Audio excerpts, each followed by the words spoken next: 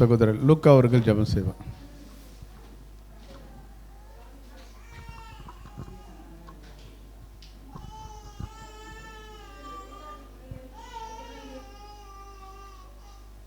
நாம் அனைவரும் ஜெபம் செய்வோம்.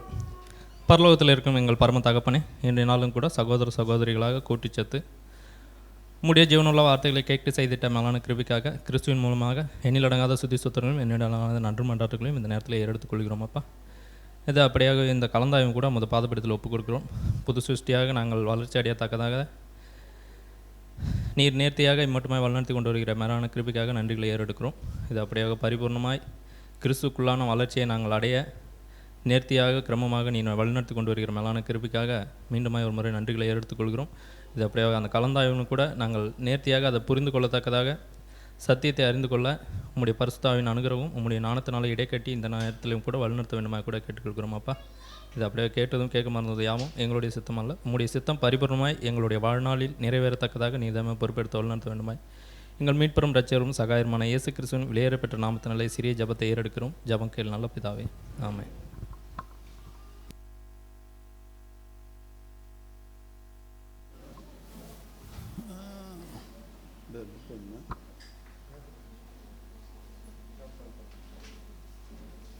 சரி, இப்போ நம்ம கலந்தாய்வுக்குள்ளே நம்ம கடந்து செல்லலாம். எல்லாரும் படித்து கொண்டு வந்திருப்பீங்க. இந்த ஒரு கலந்தாய்வை கூட பார்க்கும்போது நம்முடைய சகோதரர் ரஞ்சித் பிரதர் அவர் நம்ம மத்தியிலே நடத்துவார். அவரோட்டும்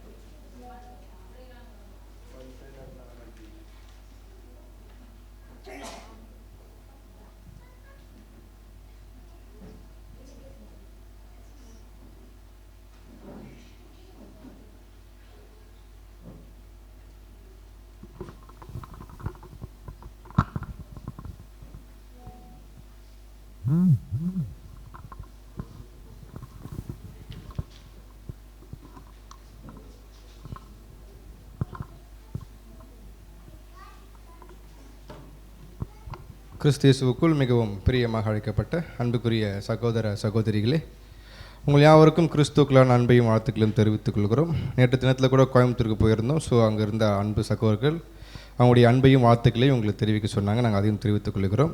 ஸோ நம்ம இன்றைக்கி என்ன டாப்பிக்கில் பார்க்க போகிறோன்றதை நம்ம கடந்த வாரத்துலேருந்து படிச்சுட்டு வந்திருப்போம். தலைப்பு என்ன பார்க்கும்பொழுது கிறிஸ்துவுக்குள் புது சிருஷ்டியாக வளர்ச்சி அடைதல். ரொம்ப முக்கியமான ஒரு டாபிக் நமக்கு.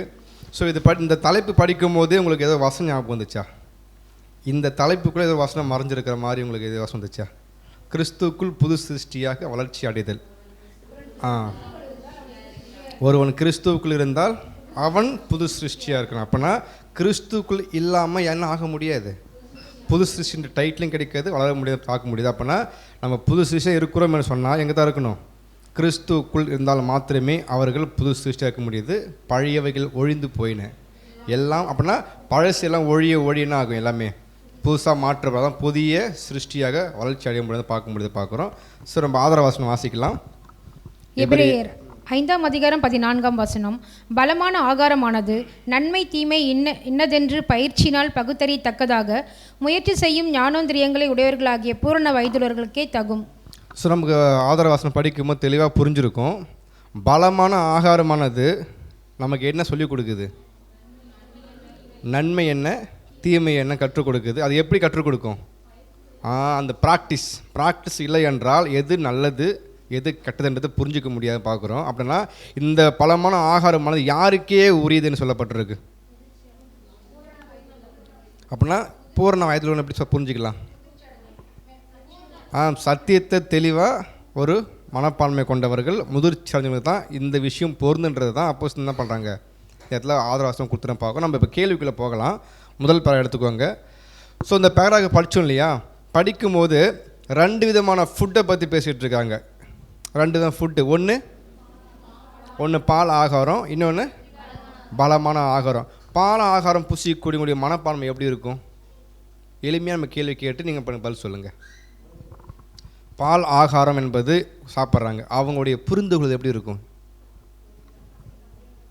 மைக் இல்லையா? பேசலாம். சரி, பால் ஆகாரம் புசிக்கக்கூடியவங்க எதுலலாம் குறைவுபட்டிருப்பாங்க? இப்படி நம்ம கேள்வி கேட்குறோம். சொல்லுங்கம்மா. கிறிஸ்துவுக்குள் அன்பாய்ப்பட சகோதரங்க, இங்கே என்ன சொல்லியிருக்காங்க அப்படின்ட்டு பார்க்கும்போது, பால் ஆகாரம் அதாவது ஒரு பேசிக்காக குழந்தையாக இருக்கிறவங்களுக்கு அவங்களோட எப்படி இருப்பாங்கன்னு பார்த்தீங்கன்னா, ஃபஸ்ட்டு அவங்க பால் ஆகாரம் குடிக்கிறவங்களா இருந்தாங்கன்னா அவங்க வந்து கிறிஸ்துவுக்குள்ளே குழந்தையாக இருக்காங்க. கொஞ்சம் அவ்வளவும் நாலேஜ் இல்லாத அளவுக்கு கொஞ்சம் இது குறையாக இருக்காங்க. அதுக்கப்புறம் தேவனையும் அவரோட திட்டத்தை பற்றியான ஒரு ஃபுல் கான்செப்டை அவங்களுக்கு அவ்வளோ சீக்கிரத்தில் புரிஞ்சிருக்காது. அதுக்கப்புறம் ஆவிக்குரிய வளர்ச்சியிலுமே அவங்க எப்படி இருப்பாங்கன்னு பார்த்தீங்கன்னா குறைவுபட்டவங்களாக இருப்பாங்க அப்படின்ட்டு சொல்கிறாங்க.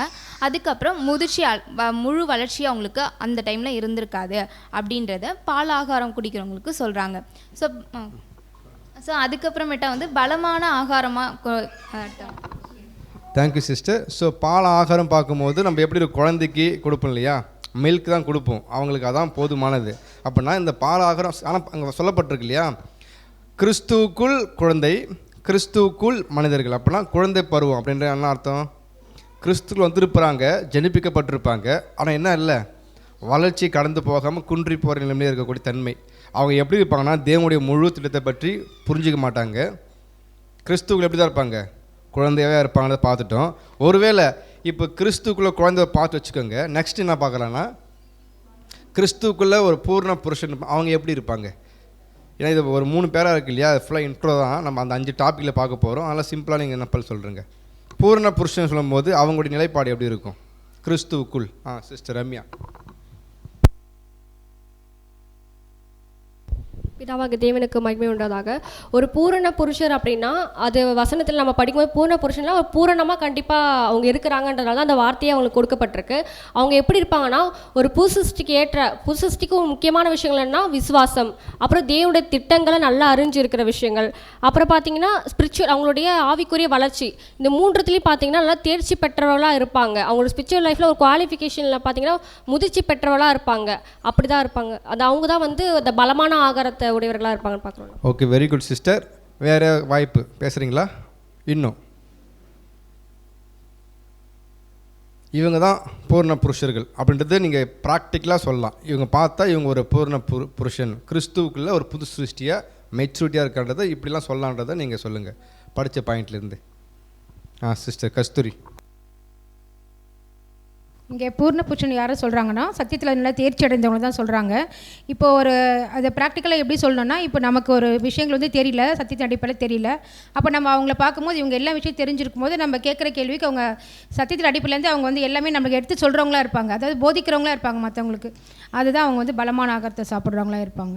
ஓகே, நாம் ஒரு கேள்வி கேட்கும் பொழுது அந்த கேள்விக்கு அவங்க பதில் சொல்கிறாங்கன்னா ஓரளவுக்கு என்ன பண்ணுறாங்க, தெளிவாக இருக்கிறாங்க, கிறிஸ்துவுக்குள்ளே வளர்ச்சி அடைஞ்சிருக்காங்கன்றதை நம்ம பார்க்கும்போது தெரிஞ்சுப்பாங்க. Thank you sister. ஸோ ஓகே, இப்போ இந்த 2 விஷயம் பார்த்தோம் இல்லையா, அடுத்த ஒரு பாயிண்ட் ஆரம்பிக்கிறாங்க சகோதரர். சிலர் கிறிஸ்துவுக்குள் இருந்த காலத்தை கவனித்து, அந்த பேரை படிச்சிங்க இல்லையா, கவனித்து அவர்கள் ஆவிக்குரிய வாழ்க்கையிலும் போதனையிலும் விசுவாசத்திலும் பலமுள்ளதாக இருக்க வேண்டும் என்று மற்றவங்களுக்கு போதிக்க தகுதியுள்ளதாக ஆக வேண்டும் என்று கடிந்து கொள்ளுகிறார்கள். இந்த பாயிண்ட் யாருக்கு புரிஞ்சுதா? புரிஞ்சுங்க ஷேர் பண்ணுங்கள். சிஸ்டர் சபிதா.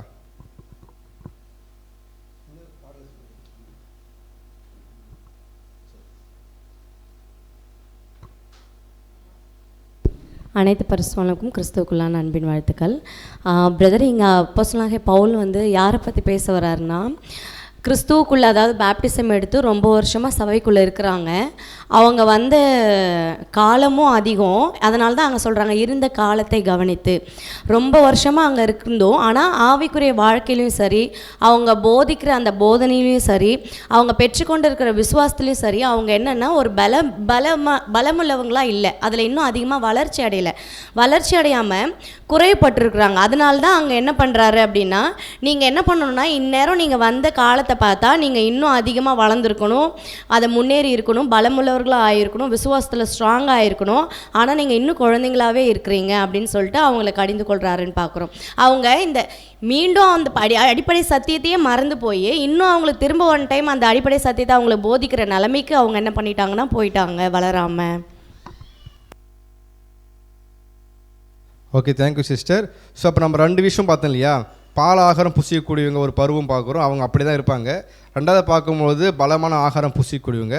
அடுத்து சபைக்குள்ளே ரொம்ப வருஷமாக இருக்கிறாங்க இல்லையா, இப்போ அவங்களுக்கு என்ன தேவைப்படும் பார்க்கும்போது அவங்க எப்படி நம்ம பார்க்கறது இருக்கணும், ஆதரவாசனம் படித்தோம் இல்லையா, அந்த பலமான ஆகாரமானது அவங்களுக்கே உரியது, அப்பற்பட்ட கெப்பாசிட்டியில் இருந்திருக்கணும். பட் அவங்க காலம் ரொம்ப போனதுனால எப்படி இருக்காங்கனாக்கா இன்னும் என்ன தேவைப்படுது அவங்களுக்கு, பாலாகாரம் தேவைப்படுது. எவ்வளோ கஷ்டம் புரிஞ்சிக்க முடியுதா? ஆக்சுவலி ஒரு சகோதரன் ஒரு சகோதரி 5 வருஷமாக இருக்கா இப்படி எடுத்துப்போம், ஆனால் இன்னொரு பாலாகாரம் கொடுத்துட்ருக்கோன்னா எப்படி இருக்கும், வளர்ச்சி இல்லை. அப்போ இந்த வசந்தக்குரிய பக்குவத்தை வரணும் அடையில, அப்போ இன்னும் என்ன தேவைப்படுது அவருக்கு, அடிப்படை வேதாகமத்தையே கொடுக்கறதுலேயே போவோம். அப்படிப்பட்ட சகோதரனுக்கோ சகோதரியை போயிட்டு பலமான ஆகாரம் கொடுத்தா என்ன ஆகும், அது செரிமானம் அடையாது, கஷ்டப்படுவாங்க, திணறுவாங்க. இது எப்படி சொல்கிறாங்க புரிஞ்சுக்கொள்ள முடியாது. அந்த பாயிண்ட் ஆரம்பிச்சு தான் இருப்பாங்க, அடுத்து கொண்டு போயிட்டுருக்காரு. இந்த பேரை ஓகே. நமக்கு நெக்ஸ்ட்டு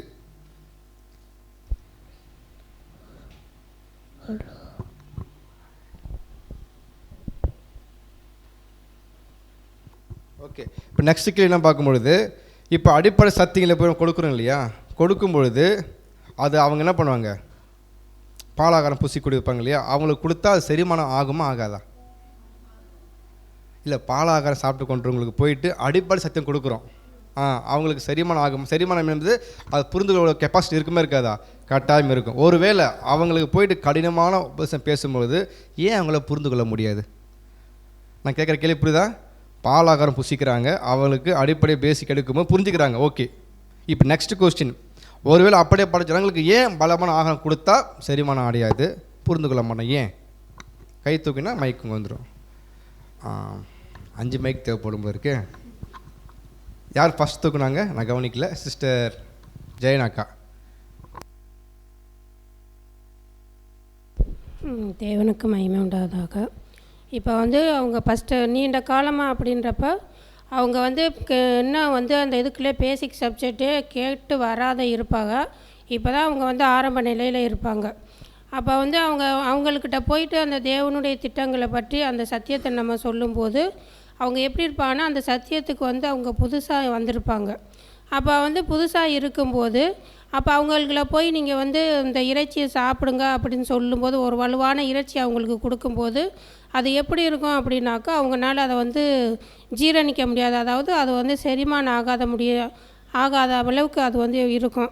அப்போ அவங்க எப்படி இருக்கணும் அப்படின்னாக்கா, ஃபஸ்ட்டு ஆரம்ப நிலையில் இருக்கிறவங்களுக்கு இப்போ அந்த அடிப்படை சத்தியத்தை, அதாவது வேதாகமத்தை முறையாக கற்றுக்கொள்வது எப்படி அப்படின்றதுலேருந்து தொடங்கி, அப்போ அதில் படிப்படியாக அவங்களுக்கு இந்த 3 வழிகள் 3 உலகம் அப்படி படிப்படியாக அவங்களுக்கு சொல்லிக்கிட்டு வரும்போது அது எப்படி இருக்கும் அப்படின்னாக்கா, அது அவங்களுக்கு ஜீரணிக்கக்கூடியவர்களாக அதில் இருக்கும் அப்படின்றது.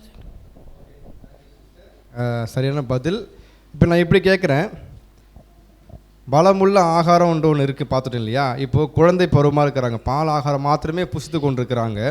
அவங்கக்கிட்ட போயிட்டு பலமான ஆகாரத்தை பேசுகிறாங்கல்ல, அது மேலே சரியானதா? ஏன் சரியானது இல்லை? அப்படி பேசுகிறாங்கன்னா அவங்க எது பிரேக் பண்ணுறாங்க? அப்படி பேசும்பொழுது அவங்க போகிற ஏதோ ஒன்று தடை பண்ணுறாங்க.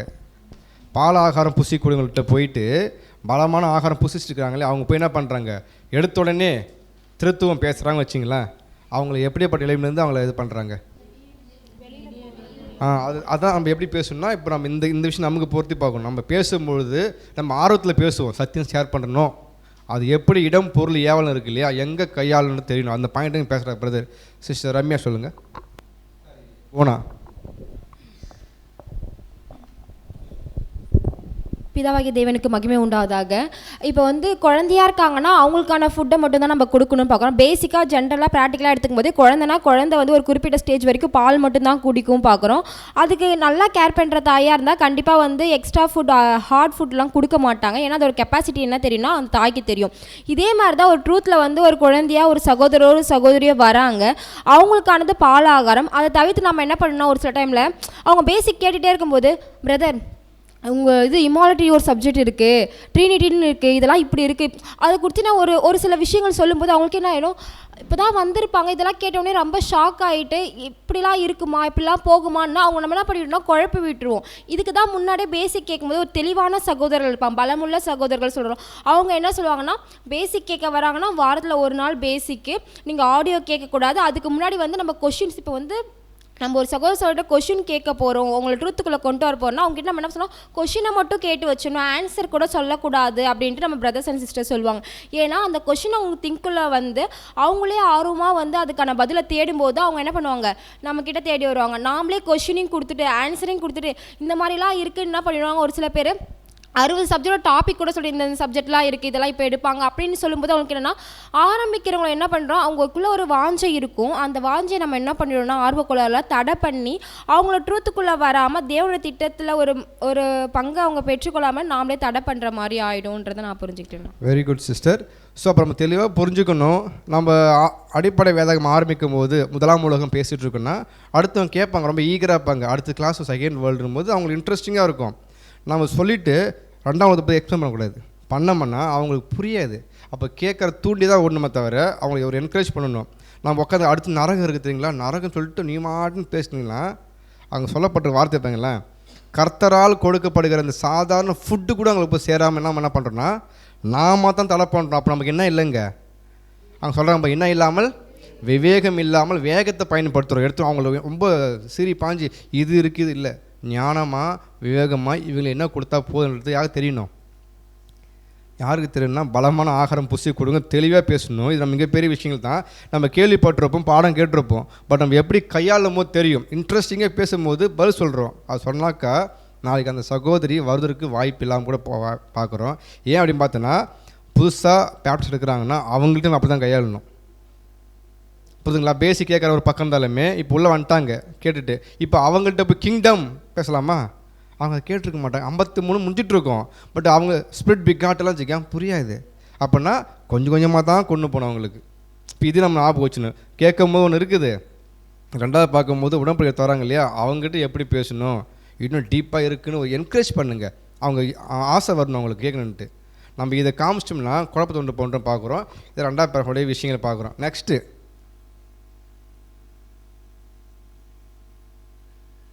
இப்போ பால் ஆகாரம் கொடுத்துட்ருக்கோம் இல்லையா, ஒரு குறிப்பிட்ட ஸ்டேஜ் கொடுத்துட்ருக்கோம், லைஃப் லாங் அதே கொடுக்குறது சரியா இல்லை பால் ஆகாரத்தை எடுத்துகிட்டு வேறு கொடுக்குறது சரிங்களா? சிஸ்டர் சிவசக்தி, கேள்வி ரொம்ப எளிமையாக இருக்கும், நம்ம எந்த அளவுக்கு புரிஞ்சு பேசுகிறோமோ நம்ம நாளைக்கு அதை நடைமுறைப்படுத்தாமல் இதை நம்ம தடுக்கும் பார்க்குறோம். கஷ்டம். 3ஆவது பேரை தானே இப்போ அவங்க உள்ளே வந்துட்டாங்க, ஞானஸ்நானம் எடுத்துட்டாங்க, உள்ளே வந்துட்ட பிறகு அவங்க நல்ல பாதையை வந்து தேர்ந்தெடுத்தோம் அப்படின்னு சந்தோஷமாக அவங்க ஆரம்பிக்கும் போது, அப்போ எப்போ என்ன நம்ம செய்யணும்னா அவங்களுக்கு புதுசாக வந்திருக்கவங்களுக்கு குழந்தைங்களுக்கு கொடுக்குறோம். அப்புறம் என்ன செய்யணும், ஒரு குழந்தைங்களே பார்க்கும்போது ஒரு 6 மாதத்துக்கு அப்புறம் என்னென்ன ஃபுட்டு அவங்களுக்கு செரிமானம் ஆகணும்னு கொடுக்க ஆரம்பிப்போம். அப்போ கொடுக்கும்போது எடுத்தவொடனே நம்ம போயிட்டு ஒரு தீர்க்க தரிசனமோ இல்லை தேவனுடைய தெய்வீக திட்டமோ இல்லை நிழலும் பொருள் அப்படி கொடுக்கும்போது அவங்களால புரிஞ்சிக்க முடியாது. இப்போ கூட நம்ம கோயம்புத்தூர் சகோதரங்கள் எடுக்கிறாங்க, புதுசாக ஞானஸ்தானம் எடுத்தவங்க சாயந்தரம் ஒரு கிளாஸு, அவங்க எப்படி அந்த குணலட்சணை வளர்த்துக்கணும் அப்படின்ற ஒரு விஷயங்களை அவங்க ஆரம்பிக்கிறாங்க. எப்படி கொடுக்கலாம், ஒரு ஆவினால் ஜனிப்பிக்கப்படுதுலாம் என்ன, ஒரு புது சிஸ்டனே இலக்குனா என்ன, அந்த குணலட்சணம் தான் மெயின். நம்ம நிறைய கற்று தேர்ந்தாலும் குணலட்சணம் இல்லைன்னா சபையாக முடியாது நம்ம பார்க்குறோம். அப்போ அதுக்கு என்னென்னா அவங்களுக்கு எப்படி அந்த அப்ரோச் பண்ணுற விதங்கள் எப்படி இருக்கணும்னா, அவங்கள போய் அந்த சத்தியம் சேரணும், நம்ம குணலட்சணம் எப்படி வளரும், இப்படியெல்லாம் இருக்கணுமா, இப்படியெல்லாம் போகணுமா, அவங்க இன்னும் என்ன சொல்லுவாங்கன்னா அப்படி அந்த ஆர்வத்தை தூண்டுற மாதிரி அவங்களுக்கு சப்ஜெக்ட் நம்ம கொடுக்கணும். அதே போல் கொடுத்துக்கிட்டே இருக்கணுமானா இந்த பாலை மட்டுமே நம்ம கொடுக்கணுமா அப்படின்றது கிடையாது. அது புரிந்து கொள்ளக்கூடாது. கொஞ்சம் கொஞ்சமாக அந்த குழந்தைக்கு எப்படி வளர்ச்சி அடையுதோ அது போல் ஒரு புது சிஸ்டர்னா கரு வளர்ச்சி அடையும் போது நம்ம போயிட்டு ஒரு செரிமானம் ஆகாத ஒரு உணவை கொடுக்கும்போது அவங்களுக்கு திணறிடுவாங்க, புரிஞ்சு கொள்ள முடியாது, என்ன நாம் ஏதோ நினச்சிட்டு வந்தோம் இங்கே இப்படியெல்லாம் சொல்கிறாங்களோ அப்படின்ற மாதிரி ஆகிடுவோம். அப்போ நம்ம கொஞ்சம் கொஞ்சமாக அந்த நம்ம சகோதரர்களுக்கு தனி முறையில் பேசும்போது கூட சில விஷயங்களை அவங்க அப்ரோச் பண்ணுறது எப்படின்னா, அவங்க இப்படியெல்லாம் இருக்கணும், சின்ன சின்ன விஷயங்கள் கூட நம்ம பேசுறது கூட அப்ரோச் பண்ணுறது விதமும் சரி, இல்லை சகோதரங்களை வந்து சப்ஜெக்ட் எடுக்கும்போதும் சரி, ஒரு சகோதரங்க புதுசாக உள்ளே வந்தாங்கன்னா அவங்கள நம்ம பேசுகிற விதங்கள் சொல்கிற விதங்கள் இல்லையே அப்படியே அந்த அன்பு ஃபஸ்ட்டு அவங்களுக்கு வந்து நிலைநாட்டணும், அது சத்தியம் உள்ளே போகும். அதுக்கப்புறம் அந்த தெய்வீக திட்டங்களோ தீர்க்க தரிசனங்களோ தான தேவன் அவங்களுக்கு புரிய வைக்கிறதுக்கு வாய்ப்பு இருக்குது. Very good sister, thank you. நல்ல பதில், நல்ல எக்ஸாம்பிள் கொடுத்தீங்க. ஸோ நம்ம தெளிவாக புரிஞ்சுக்கிறோம். இந்த தேர்ட் பாராக்கு இல்லையா, இது உடன்படிக்கிறதுக்கு முன்னாடி இருந்ததை பற்றி பேசுகிறாரா இல்லை உடன்படிக்கை அப்புறம் இருந்தால் பேசுகிறாங்களா? நல்லா தெளிவாக சொல்லணும். நல்ல பாதையில் இப்போ தான் என் வாழ்க்கையை ஸ்டார்ட் பண்ணுறேன். உடன்படிக்கை முன்னா பின்னா? உடன்படிக்கை எடுத்தாச்சு. எடுத்து என்ன பண்ண ஸ்டார்டிங் வராங்க. இப்போ அவங்க என்ன பண்ண சொல்கிறாருன்னா, பால் ஆகாரம் மட்டும் கொடுத்துட்டே இருக்காதீங்க, கொடுங்க சட்டன் ஸ்டேஜ் வரைக்கும் தான், அது லைஃப் லாங் கொடுக்கக்கூடாது. அப்போ என்ன பண்ண அவங்களுக்கு அடுத்து கொஞ்சமாக என்ன பண்ணணும், பலமான ஆகாரத்தை கொடுக்க தான் அவங்களும் ஆவிக்குரிய ஜீவத்தில் வளர்ச்சியை காண முடியும். ஆனால் முன்னாடி பார்த்தோம் இல்லையா, பேசிக் கேட்டுனுக்கும் என்ன பண்ணணும், அந்த ஆகாரம் மட்டும்தான் போகணும். எப்போது அது ஃபுல்லாக முடிகிற வரைக்கும், அது வரைக்கும் நடுவில் போய் என்ன பண்ணக்கூடாது, போயிட்டு அது தெரியுமா அது திரும்ப கேட்டு குழப்பி அவங்க கிளாஸ் வராமல் பார்க்கக்கூடாது. இதெல்லாம் நம்ம என்ன பண்ணணும்னா, அந்த ஆதரவாசி ஞாபகம் வச்சுக்கோங்க. பலமான ஆகாரம் நமக்கே உரியுது, நம்ம எப்படி செயல்பட போகிறோன்றத இந்த இடத்துல காமிக்கலாம். தேவன் சித்தமாக தான் நம்ம அடுத்த ஹார்வெஸ்ட் பிளான் பண்ணிட்டுருக்கோம். அப்படி பண்ணும் பட்சத்தில் நம்ம எப்படி பிஹேவியர் பண்ண போன்றது கூட அந்த பாடம் நம்ம சப்போர்ட் பண்ணோம். ஓகேங்களா? நெக்ஸ்ட்டு பார்க்கும்பொழுது, ஒருவேளை குழந்தை இருக்கு இல்லையா, குழந்தைக்கு பால் மாதம் கொடுப்போமா? எத்தனை வயசு சொல்லுவாங்க பால் கொடுத்துட்ருக்கலாம்? ஒரு குறிப்பிட்ட ஸ்டேஜ். அதுக்கப்புறம் கொஞ்சம் வளர்ந்துட்டார், திரும்பி பால் கொடுத்தாக்கா சாப்பிடுவாங்க, அதுக்கேற்ற சத்து கிடைக்காது. அப்படின்னா என்ன கொடுப்போம், நம்ம பால் கூட சில மிக்ஸ் பண்ணுவோம் இல்லையா, நல்ல ஃபுட்டு குழப்பி கொடுப்பாங்க. அந்த மாதிரி கொஞ்சமாக கொடுத்தா தான் வளர்ச்சிக்கு ஏற்ற என்ன பண்ணுவோம், அது மாற்றம் அப்படின்னு பார்க்குறோம். இது ஒரு எக்ஸாம்பிள் பார்த்தாச்சு. இது எல்லாமே பேசிக் இன்ஃபர்மேஷன். ஓகேங்களா? இப்போ நம்ம நேரம் எங்கே போக போகிறோம் அப்படின்னு பார்த்தா, இதெல்லாம் எப்படி கையாள போகிறதுக்கான அழகாக சொல்ல போகிறேன். ஃபஸ்ட்டு இப்போ டாபிக் என்ன அப்படின்னு பார்த்தீங்கன்னா, கிரமமான வேத ஆராய்ச்சி அவசியம். அப்படின்னா அது தமிழை இன்னும் நம்ம மொழிபெயர்த்தோம்னாக்க முறையான வேத ஆராய்ச்சி நமக்கு அவசியம்ன்றார். ஓகே, இப்போ நான் சிம்பிளாக கேட்குறேன், முறையான வேத ஆராய்ச்சி நமக்கு அவசியமா? ஏன்? பதில் அந்த பேராகிராஃப் ஃபுல்லாக நான் எக்ஸ்பிளைன் பண்ணலாம், நடுவில் எனக்கு கேள்வி கேட்கல. முறையான வேத ஆராய்ச்சி அவசியமானா ஆமாம், நீங்கள் ஏன்னு கேட்டால் எனக்கு பதில் சொல்லுங்கள். அந்த முறையான ஆராய்ச்சி நம்ம நமக்கு என்ன கற்றுக்கொள்கிறோம், ஏன், என்ன நமக்கு லெசன், நீங்கள் எப்படி புரிஞ்சு பதில் சொல்லலாம்.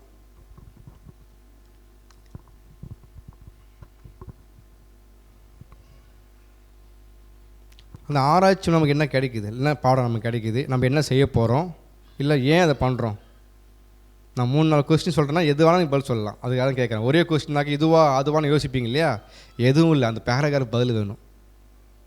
படித்து சொல்கிற போகிறீங்க, கண்டென்ட் சொல்லுங்கள். பாயிண்ட் தான் பிரதர், இதனால தான் வேத ஆராய்ச்சி முக்கியம் அப்படின்னு கான்செப்ட். ஒரு வாரமாக படித்த வாழ்த்துக்கள், இன்னும் படிச்சுட்ருக்கீங்க. அடுத்த சண்டே வச்சுக்கலாமா? சொல்லுங்கள்.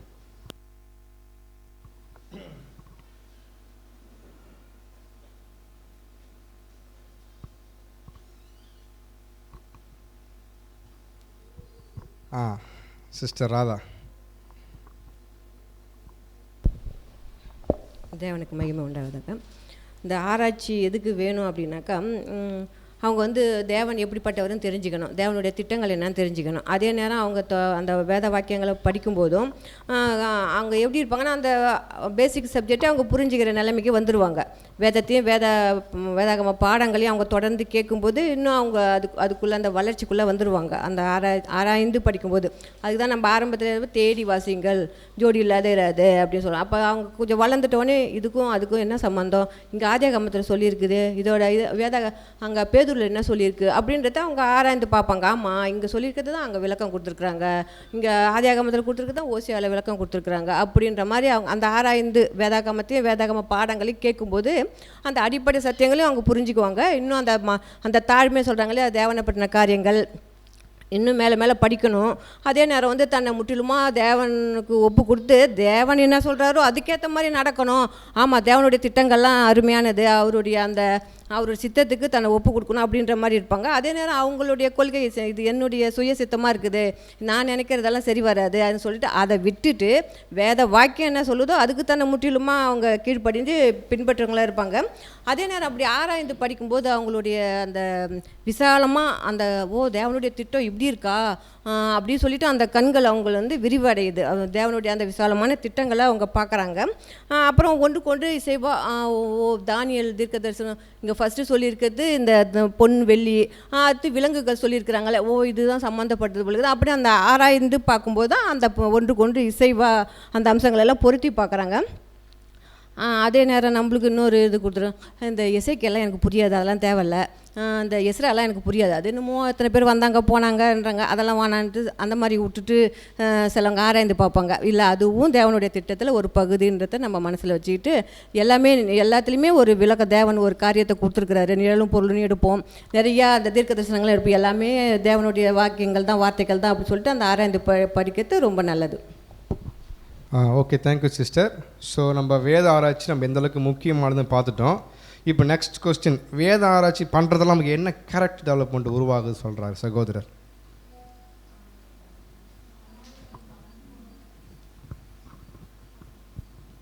Sister Victoria.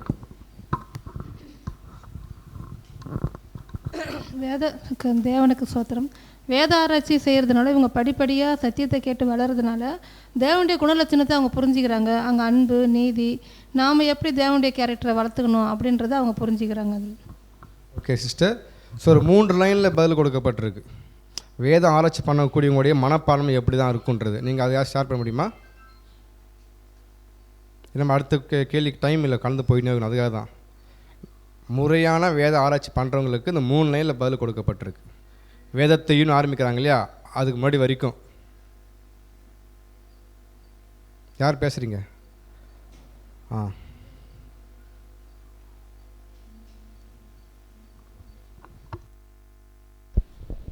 இப்போ வேத ஆராய்ச்சி பண்ணும்போது நம்மளுக்கு ஃபஸ்ட்டு என்ன வருதுன்னா, இப்படிப்பட்ட தேவனுடைய திட்டங்கள் இருக்கா அப்படின்றது நம்மளுக்குள்ள ஒரு தாழ்மை வரும்.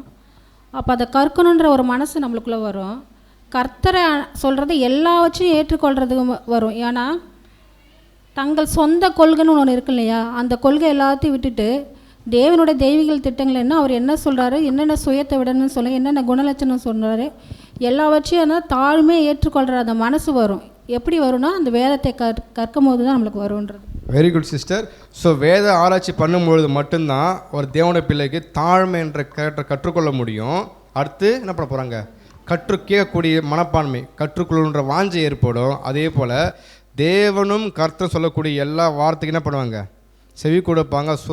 சொந்த சுயம் இருக்காது, சித்தம் இருக்காது. அவங்க சொல்லக்கூடிய இதை மாத்திரமே பின்பற்றக்கூடிய இதெல்லாம் எப்போ வரும் பார்த்தீங்கன்னா, வேதாகமத்தை படித்து புரிந்து கொள்ள மாத்திரம்தான் கிடைக்குமே தவிர, ஒருவேளை நமக்கு இதுக்குள்ளே இல்லைன்னு அர்த்தம், வேதாகமத்தை வெளிச்சு நமக்குள்ளே இல்லைன்னு தான் புரிஞ்சிக்க முடியும். இது பாயிண்ட். இப்போ அடுத்து ஏன் இந்த கேள்வி கேட்டேன்னா, இது எப்படி புரிஞ்சுக்கிட்டோம்? பைபிள் படித்தா மாத்திரம் தேவ திட்டம், தேவனுடைய சித்தம், அவருடைய ஒழுங்குமுறைகள் படித்து புரிஞ்சிக்க முடியுமா? உதாரணத்துக்கு பைபிள் படிக்கிற ட்ரினிட்டி பற்றி படிச்சுட்டு இருக்கும்போது கேள்வி இருக்கு, ஆனால் அந்த பதில் தெரியாதில்ல, சத்தியம் தெரியல. பைபிள் தான் இருக்குது, எப்படி நான் புரிஞ்சுக்கிட்டேன்? அதுக்கு தான் தமிழில் சகோதர சரியாக மொழிபெயர்க்கல, ஆங்கிலம் சொல்லப்பட்டிருக்கோம். வேதத்தையும் வேதாகம் பாடங்கள் 2 பிரிச்சிருப்பார். என்ன இங்கிலீஷ் வச்சுருக்கீங்களா? அது ஸ்டடிஸ் இன் த ஸ்கிரிப்சர்ஸ் ப்ளஸ் பைபிள். பரிசுத்த வேதாகமும் அப்புறம் 6 வால்யூம்ஸ். இதை யார் சரியாக ஒத்து பார்த்து படிக்கிறாங்களோ அவங்கள மட்டும்தான் தெய்வ திட்டத்தையும் முழுமையாக புரிந்து கொள்ள முடியும். நரகம்னு பைபிள் படிக்கிறோமா? படிக்கிறோம். ஆனால் அது எப்படி புரிஞ்சுது? வால்யூம்ஸில் இருக்குது. ஆத்துமான படிக்கிறோம், படிச்சு 8 வருஷம் படிச்சோம் இல்லையா, அப்போ எங்கே புரிஞ்சுதுன்னு பார்த்தீங்கன்னா, பைபிள் படிக்கிறீங்க, பைபிளில் சொல்லப்பட்ட எல்லா வசனத்துக்கும் விளக்கம் எங்கே தான் இருக்குது. அதை படிக்கும் போது தான் கண்டுபிடிப்பாங்க தேவனுடைய முழு திட்டம் என்ன. அப்போ தான் கற்றுக்கொள்ளணும், மனப்பான்மையை மாற்றணும், ஏசு ரேன்சம் என்ன, அது யார் புரிஞ்சுப்பாங்க? புரிஞ்சுக்கிட்டு தான் வாழ்க்கை வாழ முடியுமே தவிர மற்றபடி வாழ முடியாது. அது எப்படி புரிஞ்சிடலாமா? ரொம்ப கஷ்டப்பட்டு புரிஞ்சுப்பாங்களா, அப்படி ஈஸியாக புரிஞ்சுப்பாங்களா? தேவனுடைய வசனத்திற்கு ஈஸியாக இருக்கிறது என்ன பண்ணுவாங்க? ரொம்ப ஈஸியாக என்ன பண்ணுவாங்க? பேசிக்கே கற்றுப்பாங்கன்னு பார்க்குறோம். இது ஒரு பார்ட். இப்போ அடுத்து பாங்களேன், இந்த வழியில் தேவனுடைய முழு திட்டத்தின் விசாலமான காட்சி யார் பார்ப்பா? இந்த மாதிரி யார் இருக்காங்களோ அவங்க எல்லாத்தையும் பார்ப்பாங்க. வால்யூம்ஸ் ஃபுல்லாக படிக்கிறவங்க தெரிஞ்சுப்பாங்க, பார்க்குறோம். நெக்ஸ்ட்டு, அந்த திட்டத்தின் மற்ற பகுதிகளை விட்டு விட்டு ஒரு பகுதியை மட்டும் கேட்டுக்கொள்ள இது புரிந்து கொள்ள முடியுமா, முடியாதா? ஏன்? இது நடைமுறை விஷயம் தான். அப்படியே கேள்வி கேட்குறேன், ஏன் முடியாது அவங்களால? என்ன பர்பஸ், என்ன காரணமாக இருக்கும்?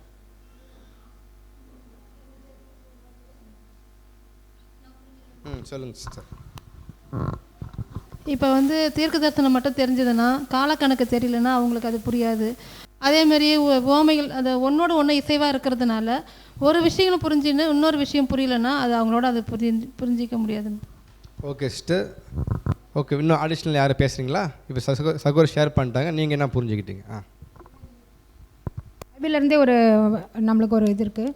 நம்ம தெசலோனிக்கே பட்டணத்தார் காட்டில் பெரிய பட்டணத்தார் நற்குணசாலியாக இருந்தாங்கன்னு சொன்னால், ஏன்னா அவங்க வேத ஆராய்ச்சி அவங்க படிச்சுட்டு அதுக்கு என்னன்றதை வேத ஆராய்ச்சி பண்ணி கற்றுக்கிறதுனால அவங்க அப்படி இருந்திருக்காங்கன்றது. சிஸ்டர். நெக்ஸ்ட்டு இன்னொருத்தவங்க வாய்ப்பு, நம்ம அடுத்து கடந்து போகிறோம். ஒருத்தவங்க சரியாக வேத ஆராய்ச்சி பண்ணுறாங்க, பண்ணதுனால தேவோட திட்டம் புரிஞ்சுக்கிட்டாங்க, எல்லாம் ஓகே, முழுமையாக படிச்சு. சில பேர் பாதி படிச்சிருப்பாங்களே, பாதி மிஸ் பண்ணியிருப்பாங்க. இப்போ அவங்களுக்கு அதை புரிஞ்சிக்க முடியுமான்னு கேட்குறேன். அதான் ஏன், அது ஏன்றதுக்கு அடுத்து பேரா கொடுத்துருப்பாங்க. சிஸ்டர் தீர்த்தாம்பாள், நீங்கள் பதில் சொல்லுங்கள்.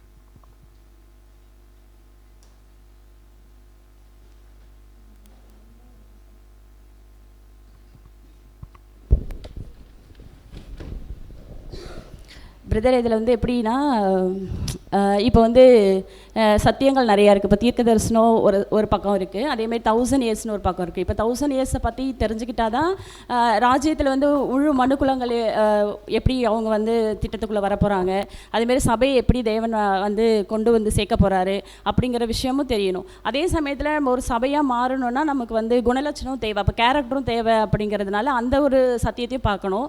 தேவனுடைய திட்டத்தை மட்டும் தேவனுடைய திட்டத்தில் ஒரு பகுதி விட்டுட்டு இன்னொரு பகுதியை நம்ம கூடாதவங்களா இருக்கக்கூடாது. எல்லாமே நம்ம வந்து என்ன பண்ணணும்னா தெரிஞ்சிருக்கணும், கேரக்டரும் தெரிஞ்சிருக்கணும், தீர்க்க தரிசனமும் தெரிஞ்சிருக்கணும், அடிப்படை சத்தியங்களும் தெரிஞ்சிருக்கணும், அதேமாதிரி 1000 இயர்ஸை பற்றி தெரிஞ்சிருக்கணும். வால்யூம்ஸும் நம்ம சைடில் படிக்கணும். ஏன்னா வேதாகமத்தை ஒட்டி தான் அந்த வால்யூம்ஸ்க்கும் இருக்குது. ஸோ அதுவும் நம்ம ஃபுல்லாகவே தெரிஞ்சிருக்கணும் அப்படிங்கிறது ஷேர் பண்ணிக்கலாம். Okay, thank you sister. ஏன் நம்ம ப்ராக்டிக்கலாக பேசுகிறோம் அப்படின்னு பார்த்தீங்கன்னா, வேதம் மட்டும்தான் படிப்போம், நல்ல விஷயம், 100 உண்மை, எந்த மாற்று கருத்து இல்லை. ஆனால் படித்தா புரியுதா?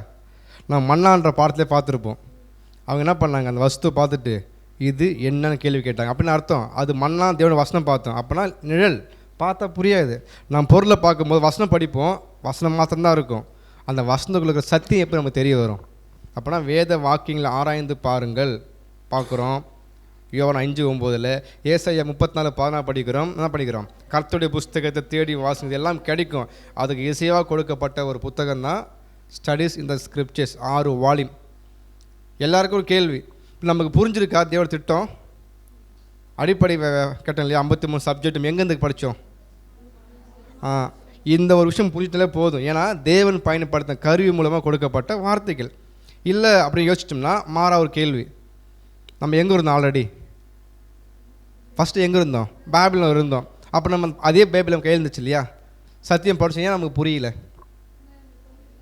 அவ்வளோதான். அப்போ தேவன் ஒருத்தரை ஏற்படுத்துறாருனா, ஏற்படுத்தி அவங்க கொடுக்குறாருன்னா அதுதான் எழுத்துக்கள் பார்க்குறோம். அப்போ அது கேட்கும் போது தான் ஃபஸ்ட் டைம் கேட்குறோம். ஃபஸ்ட்டு வேர்ல்டு, செகண்ட் வேர்ல்டு, 3 உலகமா? வியப்பாக இருக்கா? இது ஆராய்ச்சி பண்ணியிருக்கிறாங்க, தேவன் பயன்படுத்தியிருக்கிறாங்க. 5ஆம் உலக பேரரசு எவ்வளோ பேர் பாடுந்தாங்களா? ட்ரினிட்டினோன்னா முடிஞ்சு போச்சு, பிரேக் பண்ணியாச்சு. அப்போ தேவனே தெரியாமல் இத்தனை வருஷமாக இருந்திருக்கிறோம். இதெல்லாம் எப்படி கற்றுக்கொண்டோம் பார்த்தீங்கன்னாக்கா, வேதத்தினுடைய அடிப்படை சொல்லப்பட்ட வார்த்தைகளை தேவன் பயன்படுத்தின கருவிலாம் பண்ணியிருக்கிறோம், கொடுக்கப்பட்டிருக்கு. நம்ம அதை புரிஞ்சுக்கிட்டோன்றதை பண்ணால் மட்டும்தான் டிவைன் பிளான் தெரியும். இன்றைக்கி பாருங்கள், சார்ட் இது ஒன்று போதும் நமக்கு. ஒட்டுமொத்த பிளான் இருக்கா? 1ஆம் உலகத்துலேருந்து மேசியாவுகம் வரைக்கும் போயிடுச்சு. இதெல்லாம் எங்கே பார்க்குறோன்னா வேத சொல்லப்பட்ட விஷயங்கள் தான். பட் படித்தா ராவாக தானே இருக்குது, புரியல. இப்போ புரியும்படி தேவன் என்ன பண்ணிக்கிறாங்க, நம்ம கன்ஃபார்ம் பண்ணுறோம். இப்போ நெக்ஸ்ட் கொஸ்டின் பார்க்கும்போது, ஒருவேளை பாதி மாத்திரம் புரிஞ்சிருக்கு இல்லையா அவங்களுக்கு, மீதி பாதி புரியல. அப்படியே பட்டங்களை பற்றி கீழே பேசுகிறாங்க. பேஜ் நம்பர் 151 போட்டிருக்கு இல்லையா, இந்த ஒரு ரீசனுக்காகத்தான் அப்படின்னு ஆரம்பிக்கிறார் இல்லையா. அந்த பேரை யாரும் புரிஞ்சிருக்கா? புரிஞ்சும் ஷேர் பண்ணுங்கள். சிஸ்டர் ரம்யா.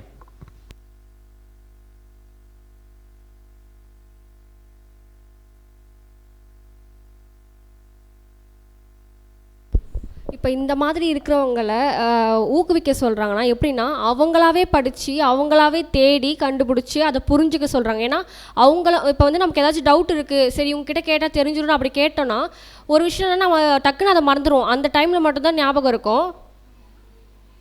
ஆனால் அந்த அப்போ தான் அவங்களுக்கு ஞாபகம் இருக்கும், அது முழுமையாக அவங்க மனசில் பதியும். சப்போஸ் அவங்க வந்து அவங்களே படித்து அவங்களே தெரிஞ்சுக்கிட்டாங்கன்னா அது ரொம்ப அவங்கக்கிட்ட எப்போ கேட்டாலுமே அவங்களுக்கு வந்து அது சொல்லக்கூடிய அந்த விஷயம் இருக்கும், ஆழமாக அது புரிஞ்சுக்கக்கூடிய விஷயமா இருக்கும். சில சகோதரிகள் என்ன பண்ணிடுவாங்க, அவங்களுக்கு நிறைய விஷயங்கள் தெரிஞ்சு முதிர்ச்சடைஞ்சிருக்காங்க, என்ன பண்ணுவாங்கன்னா போயிட்டு ஆர்வத்தில் அவங்களை இன்னும் நிறைய விஷயங்கள் கற்றுக்க வைக்கணும் அப்படின்னு சொல்லிட்டு எல்லா முக்கியமான சப்ஜெக்ட்ஸ் ரொம்ப எப்படி சொல்ல ஒரு ஸ்ட்ராங் மீட்டை அவங்களுக்கு கொடுக்கணும்னு நினச்சி போய் சொல்லி என்ன பண்ணுவாங்கன்னா ஒரு கிராஸ்ப் செய்ய முயற்சி பண்ணுவாங்க. அந்த மாதிரி இருந்தாங்கன்னா அவங்களுக்கே ஒரு திணறி என்ன பண்ணுவாங்கன்னா அவங்களுக்குள்ள அந்த அன்டைஜஷன் தான் ஆகும். அதனால் புரிஞ்சிக்க முடியாத ஒரு குழப்பத்துக்குள்ளாக ஆகிடுவாங்க. அதனால் நம்ம என்ன பண்ணணும்னா அப்படிப்பட்டவங்களை நம்மளாக ஊக்குவிச்சு அதோடைய அந்த சாராம்சத்தை சொல்லி அவங்களுக்குள்ள இன்னும் என்கரேஜ்மெண்ட் பண்ணோன்னா கண்டிப்பாக இது புரியும் சிஸ்டர். நீங்களே புரிஞ்சிக்க முயற்சி பண்ணும்போது உண்மையாகவே இது ரொம்ப சூப்பராக இருக்கும். தேவனுடைய அன்பை உங்களால் முழுமையாக ருசி பார்க்க முடியும். அவர் திட்டத்தை கண்டிப்பாக உங்களுக்கு வந்து வெளிப்படுத்துவார். ஸோ நீங்கள் ப்ரேயர் பண்ணிட்டு கண்டிப்பாக ஸ்டார்ட் பண்ணுங்கள். நீங்களும் கண்டிப்பாக இந்த மாதிரி வளருவீங்க. நம்ம என்கரேஜ் பண்ணுறது நல்லாயிருக்கும் அப்படின்றது நான் புரிஞ்சுட்டேன். Very good sister. சபிதா.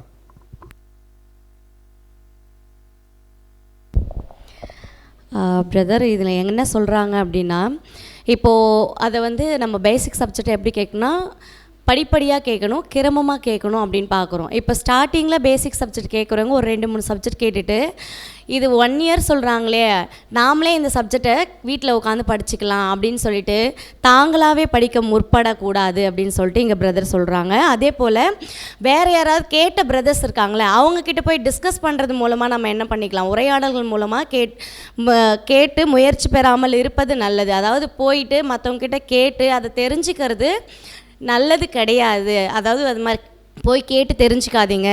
ஏன்னா அப்படி போய் நீ கேட்டு தெரிஞ்சுக்கிறது மூலமாகவும் நீங்களே அதை படிக்க முற்படுறது மூலமாகவும் என்ன பிரச்சனை ஏற்படுது அப்படின்னு பார்க்கும்போது அந்த சத்தியத்தை அவங்க சரியாக கிரகித்து கொள்ள முடியாது. அதை நல்லா படித்த ஒரு சகோதரர்கள் அதை கிரமமாக படிப்படியாக இப்போ எடுத்தோடனே 2ஆம் உலகம் கேட்டுட்டு ட்ரினிட்டின்னு ஒரு சப்ஜெக்ட் இருக்குது போல் நாம் அதையே நாமளே போயிட்டு அதை போய் தெரிஞ்சுக்கிட்டா என்னென்னு இங்கேருந்து போய் ஜம்ப் ஆகி அவங்களே அதை ஓன் இன்ட்ரெஸ்ட் எடுத்து படிக்கும்போது என்ன ஆகுதுன்னா அது ஒரு தீங்குக்குள்ளே அவங்களுக்கு ஒரு எப்படி சொல்கிறதுனா ஒரு தீமையை தான் வர வைக்கும். ஸோ நீங்களே முயற்சி பண்ணி படிக்க ட்ரை பண்ணாதீங்க. அதே போல் மற்றவங்கக்கிட்ட கேட்டு தெரிஞ்சுக்கலாம் அப்படின்னு சொல்லிட்டு டக்குன்னு போய் எல்லாத்தையும் கேட்டு தெரிஞ்சுக்கிறது மூலமாகவும் நீங்கள் பெற்றுக்கொள்ளலாம்னு நினைக்காதீங்க. ஸோ அது மாதிரி நினைக்கும்போது கண்டிப்பாக அது உங்களுக்கு தீமையை தான் கொண்டு வரும் அப்படின்னு சொல்லிட்டு எங்கள் பிரதர் சொல்கிறாங்க. Okay sister. Sister Alice.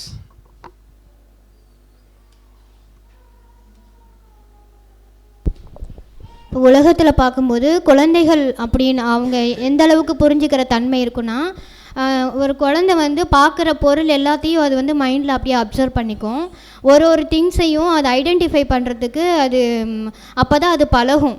அது நல்ல பொருள் என்ன, தீமையான பொருள் என்ன அப்படின்றத ஒரு குழந்தை வந்து கற்றுக்கிற ஸ்டேஜ். சிஸ்டர் கரெக்டான பதில். பட் அது அடுத்த டாப்பிக்கு, நம்ம இந்த டாப்பிக்கை முடிக்கல. ஃபஸ்ட் டாப்பிக்கில் லாஸ்ட் பேரா பேசிகிட்ருக்கோம் சிஸ்டர், அதை ஷேர் பண்ணுறீங்களா? அதுக்காக அப்படி போட்டிருக்கு. புதுசாக சத்தியத்துக்குள்ளே வரவங்க எப்படி இருக்கணும்னா தாங்களாகவே வந்து வேத பாடத்தை படிக்கணும்னு நினப்பாங்க. அந்த மாதிரி இருக்கிறது என்ன ஆகுனா ஒரு இப்போ உலக பிரகாரமாக உள்ள விஷயத்தையும் அவங்க வந்து கம்பேர் பண்ணி படிக்க ஆரம்பிச்சிருவாங்க. அங்கே அந்த சத்தியத்தினுடைய தாற்பயம் புரியாததுனால அதில் உள்ள அந்த சத்தியத்தினுடைய ஆர்வம் வந்து குறையறதுக்கு வாய்ப்பு இருக்குது. அதனால் ஒரு வேதாகம வளர்ச்சிக்கு எது ஒரு முதன்மையான பாடம் அப்படின்றத அவங்க வந்து நல்லா புரிஞ்சுக்கிட்டு படித்தா அவங்க வழி தவறாமல் இருப்பாங்க. அதுக்கப்புறம் உரையாடல் மூலம் விளக்கம் பெற முயற்சியாமல் இருப்பதும். ஏன்னா இப்போ ஒரு விஷயங்கள் வந்து பேசிக்காக தெரிஞ்சுக்கிட்டு நம்ம வந்து இப்போ அந்த ஒரு சத்தியத்தை கேட்டு தெரிஞ்சுக்கலாம். ஆனால் வெறுமனே உரையாடல் மூலம் அவங்க வந்து தெரிஞ்சதை தான் எல்லாம் சொல்லுவாங்க. அவங்க ஏற்கனவே என்ன கற்றுருக்காங்களோ அதை தான் சொல்கிறவங்க சொல்லுவாங்க.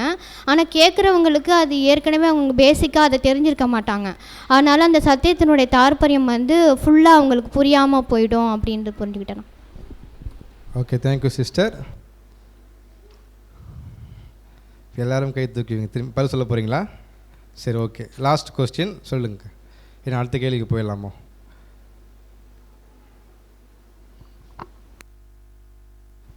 சரி, அடுத்து பேசுங்க.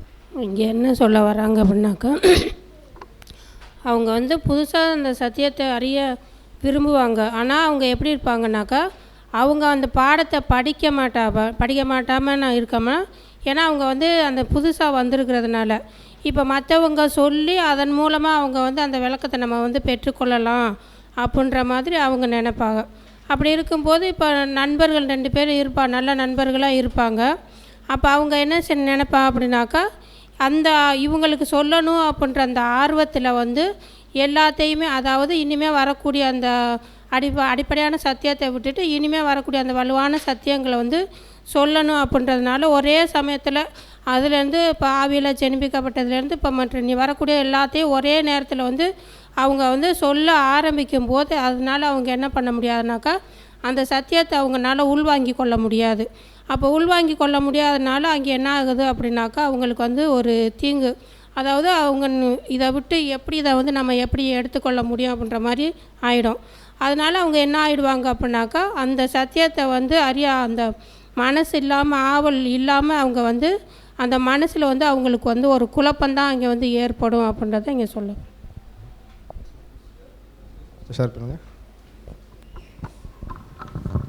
இதில் வந்து நான் பைபிள்லேயே ஒரு எக்ஸாம்பிள் இருக்குது. கந்தகை மந்திரி கூட இப்போ அந்த போயிட்டுருக்கும் போது கூட அவருக்கு ஏசையா தீர்க்கதரிசனம் படிச்சுட்டு போவாங்க. அப்போ அவங்களுக்கு எதுவுமே புரியாது. அப்போ தான் பிலிப் மூலிமா வந்து தேவன் வந்து உணர்த்துவார் சத்தியத்தை. அப்போ அவருக்கு புரியல, ஆனால் தெளிவாக வந்து ஒரு பிலிப் மூலம் உணர்த்துறாரு. இது எனக்கு இங்கே கொஞ்சம் குழப்பமாக இருந்துச்சு. அது அந்த ஞாபகம் வந்து இது வந்து ஒரு உரையாடல் பண்ணும்போது இல்லை பண்ணக்கூடாது அப்படின்னு சொல்கிறாங்களே, ஆனால் அதில் வந்து அவருக்கு அங்கே புரியல. ஆனால் தேவன் அந்த ஒரு சகோதரன் மூலம் தான் அங்கே உணர்த்தினார். அது வந்து எனக்கு சரி. வேறு யாராவது ஷேர் பண்ணிடலாம், கடைசியாக பேசிக்கலாம். பேசுங்களா? ஓகே, பேசுங்க. இப்போ ஹலோ, இதில் பேசிக்காக இருக்கிறவங்க வந்து என்ன சொல்கிறாங்கன்னா, உரையாடல் மூலம் நண்பர்கள்ட்ட அங்கே ஏற்கனவே சத்தியத்தில் இருக்கிறவங்கள்ட்ட போய் விளக்கமாக கேட்டு தெரிஞ்சுக்கலான்னு ஆர்வமாக இருக்கிறாங்கன்னாக்கா அவங்கக்கிட்ட நம்ம என்ன சொல்லலாம்னாக்கா, இப்போ ஒருத்தவங்க வந்து சத்தியத்தில் வளர்ந்துருக்குறாங்க. இப்போ புதுசாக வரவங்க வளர்ந்தவங்கள போய் கேட்கலாம், நம்ம சீக்கிரம் எவ்வளோ சீக்கிரம் முடியுமோ அவ்வளோ சீக்கிரம் எல்லாத்தையும் தெரிஞ்சுக்கலான்னு ஒரு ஆர்வத்தில் கேட்கும்போது நம்ம வந்து எது சொல்லணும், இந்த வாரம் ஒரு சப்ஜெக்ட் எடுக்கிறோன்னா அடுத்த வாரம் தான் அடுத்த சப்ஜெக்ட் எடுக்கிறாங்க. ஏன்னா ஒரு வாரம் அவங்களுக்கு ஏன் டைம் கொடுக்குறாங்கன்னா, அவங்களுக்கு எடுத்தோடனே அது புரியாது. அந்த ஒரு சப்ஜெக்ட் அடுத்தடுத்து போனாக்கா அந்த ஒரு வாரம் கேப்பில் வந்து அவங்க கேட்ட சப்ஜெக்டை திருப்பி கேட்டு நல்லா ஸ்ட்ராங்காக புரிஞ்சிக்கணும். அதுக்கப்புறம் நீங்கள் ட்ரை பண்ணால் புரியும் அப்படின்னு சொல்லி அவங்களுக்கு புரிய வச்சு அவங்கள இன்னும் டீப்பாக வளர்கிறதுக்கு நம்ம உதவி பண்ணலாம். Okay sister, thank you. ஷேர் பண்ணுறீங்களா? சிஸ்டர் போனா.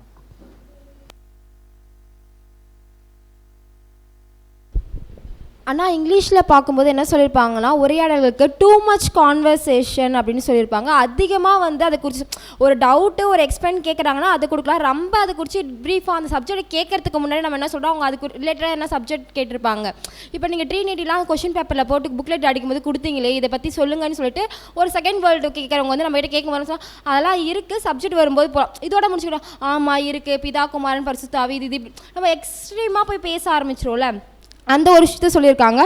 ஏன்னா அப்படி உள்ளே வரவங்க கொஞ்சம் ஆர்வமாக இருப்பாங்க. அவங்க என்ன பண்ணிவிடுவாங்கன்னு பார்த்தீங்கன்னா, ரொம்ப ஆர்வத்தில் எல்லாத்தையும் கற்றுக்கணும்னு வந்து கேட்பாங்க. நாமளும் என்ன பண்ணுவோம்னா, பிரதர் ரொம்ப ஆர்வமாக இருக்கார், நம்ம சொல்லிடலான்னு ஒரே முட்டை என்ன பண்ணுவோம், எல்லாத்தையுமே அவருக்கு சொல்லிவிடுவோம்.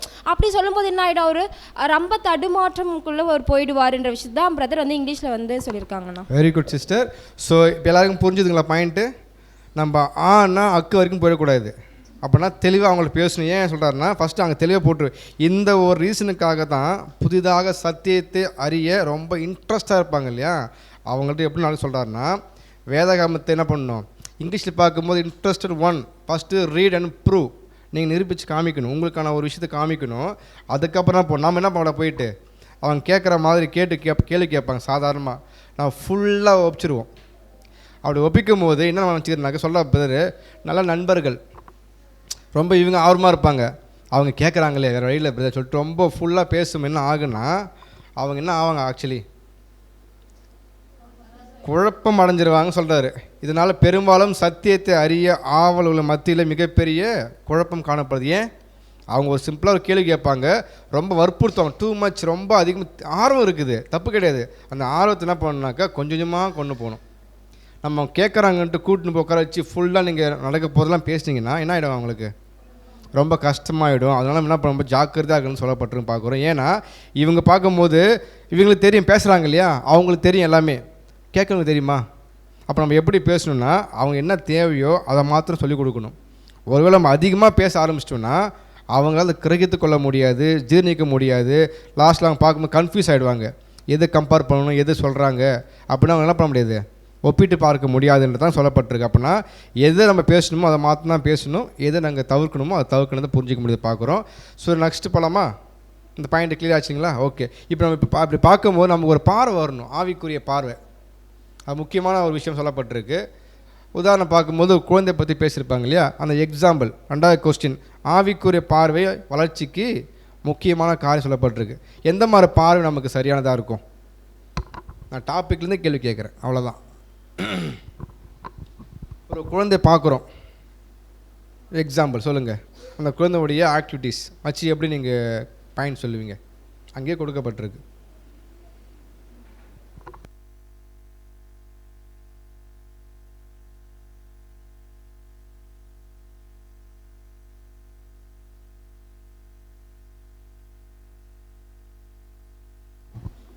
சொல்லுங்கள், அப்போ தான் முடிக்க முடியும், எல்லாம் முடிக்க முடியாது.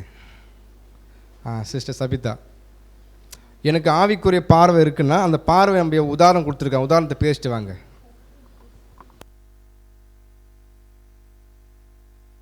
இங்கே எக்ஸாம்பிளுக்கு வந்து ஒரு குழந்தைய கொடுத்துருக்காங்க. ஒரு குழந்தை ஃபஸ்ட்டு ஸ்டார்ட் பண்ணும்போது ஃபஸ்ட்டு குழந்தையாக இருக்கும்போது ஃபஸ்ட்டு உதைக்க அப்படியே படுத்துக்கிட்டே இருக்கும், அப்புறம் கொஞ்ச நேரத்துக்கு உதைக்க ஆரம்பிக்கும், அப்புறம் அழுகும்.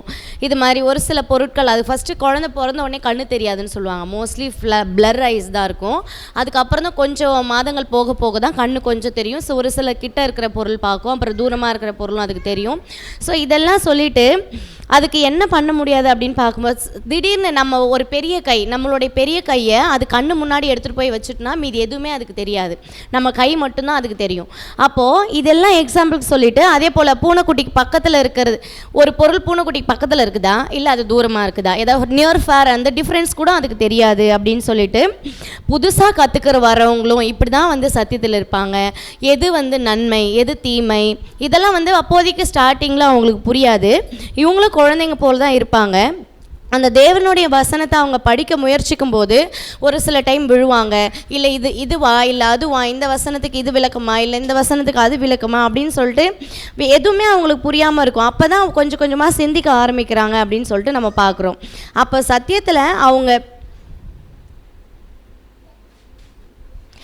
இப்போ இதனால் இப்படி இருக்கும்போது அப்போ குழந்தைக்கே ஒன்றும் தெரியுது. இப்போ ஒரு பொருளை பார்க்குதுன்னா, கிச்சனில் இருக்கிற ஒரு திங்ஸை பார்க்குதுன்னா, இது கிச்சனில் வச்சு அம்மா சமைப்பாங்க அப்படின்னு கூட தெரியாது அந்த குழந்தைக்கு. அதுக்கிட்ட போயிட்டு நாம் அதெல்லாம் எக்ஸ்பிளைன் பண்ணுவோமான்னா பண்ண மாட்டோம். இல்லை இப்போ பிரியாணிக்கு இதை போடணும்ப்பா, இதை போடணும் அப்படின்னு சொல்லுவோமானா சொல்ல மாட்டோம். சேம் அதே போல் தான் சத்தியத்தில் புதுசாக வந்த சகோதர சகோதரிகளுக்கும் சத்தியங்களை முதல்ல அதிகமாக எடுத்துகிட்டு போயிட்டு அவங்க கூட ஃபஸ்ட்டு சொல்லிடாதீங்க. அதிகமாக முக்கியமான சத்தியங்களை முதலில் என்ன பண்ணக்கூடாது அப்படின்னா அதிகமாக சொல்லக்கூடாதவர்களாக இருக்கிறார்கள். முக்கியமாக இப்போ ஸ்டார்டிங்கில் ஒரு 2-3 பேசிக்ஸ் கேட்குறாங்கன்னா, இந்த ட்ரெஸ், செகண்ட் கம்மிங் எப்படி இருக்குது, ஆவினால் ஜெனிப்பிக்கப்படுதல் இப்படி இருக்குது, ட்ரினிட்டி இப்படி இருக்குது, இல்லை வந்தவங்களே கிட்ட கூட இப்போ புதுசாக பேப்டிசம் எடுத்து வந்திருப்பாங்க, அன்பில் பகுத்தறி உள்ளவர்களாக இருங்கள்னு வசனம் சொல்லுது சிஸ்டர். இது மாதிரி பிரதர் சிஸ்டர்ஸ் கிட்ட நம்ம அதிகமாக அன்பு காட்டணும், ஆப்போசிட்டாக இருக்கிறாங்கன்னா அவங்க கிட்ட இடத்துல ஒரு அன்பு காட்டணும் அப்படின்னு நம்ம போய் சொன்னால் அவங்களுக்கு ஒன்றுமே விளங்காது. ஒரு குழந்தை மாதிரி தான், அவங்களுக்கு எது இதுவா அதுவான்னு எதுவுமே புரியாது. ஸோ அதனால் அவங்க இடறதுக்கு ஏதுவான சந்தர்ப்பங்களும் இருக்கும். ஓ இங்கே வந்தால் இப்படி தான் பேசுவாங்க போல், இது வந்து நமக்கு செட் ஆகாதுன்னு சொல்லிட்டு இடறி விடுறதுக்கும் வாய்ப்பு இருக்குது அப்படின்னு சொல்லிட்டு. Thank you sister. வேறு யாரும் ஷேர் பண்ணுறீங்களா இந்த பேராகிராஃபு? பெயர் சொல்லி கூப்பிடப்படும்.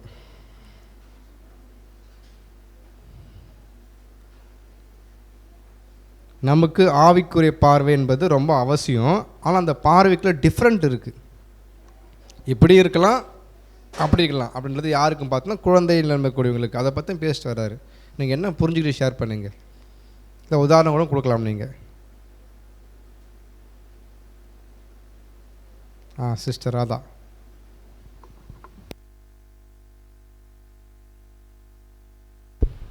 சிஸ்டர் சொல்லிட்டாங்க. ஃபஸ்ட்டு அந்த குழந்தை வந்து உதைக்கும், அப்புறம் சின்ன சின்ன தவழும், அந்த பொருளை பிடிக்கலான்னு தவழ்ந்து போவோம். அதுக்கப்புறம் கொஞ்சம் கொஞ்சம் பொருளை வந்து அடையாளம் காட்டி அதை தேடிட்டு போக ஆரம்பிக்கும். இப்படி தான் குழந்தையோட வளர்ச்சி இருக்கும்.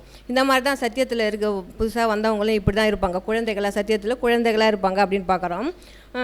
இதுக்கப்புறம் இந்த புதுசாக அந்த வசனத்தெல்லாம் படிக்கிறதுக்கு முயற்சி செய்கிறாங்க இல்லையா, அவங்க தடிக்கு விழறதுக்கு கூட வாய்ப்பு இருக்குதுன்னு ஏன் அங்கே சொல்கிறாங்கனாக்கா, ஏற்கனவே பேசிக்கில் தண்ணீர்னால் சத்தியம்னு சொன்னாங்க.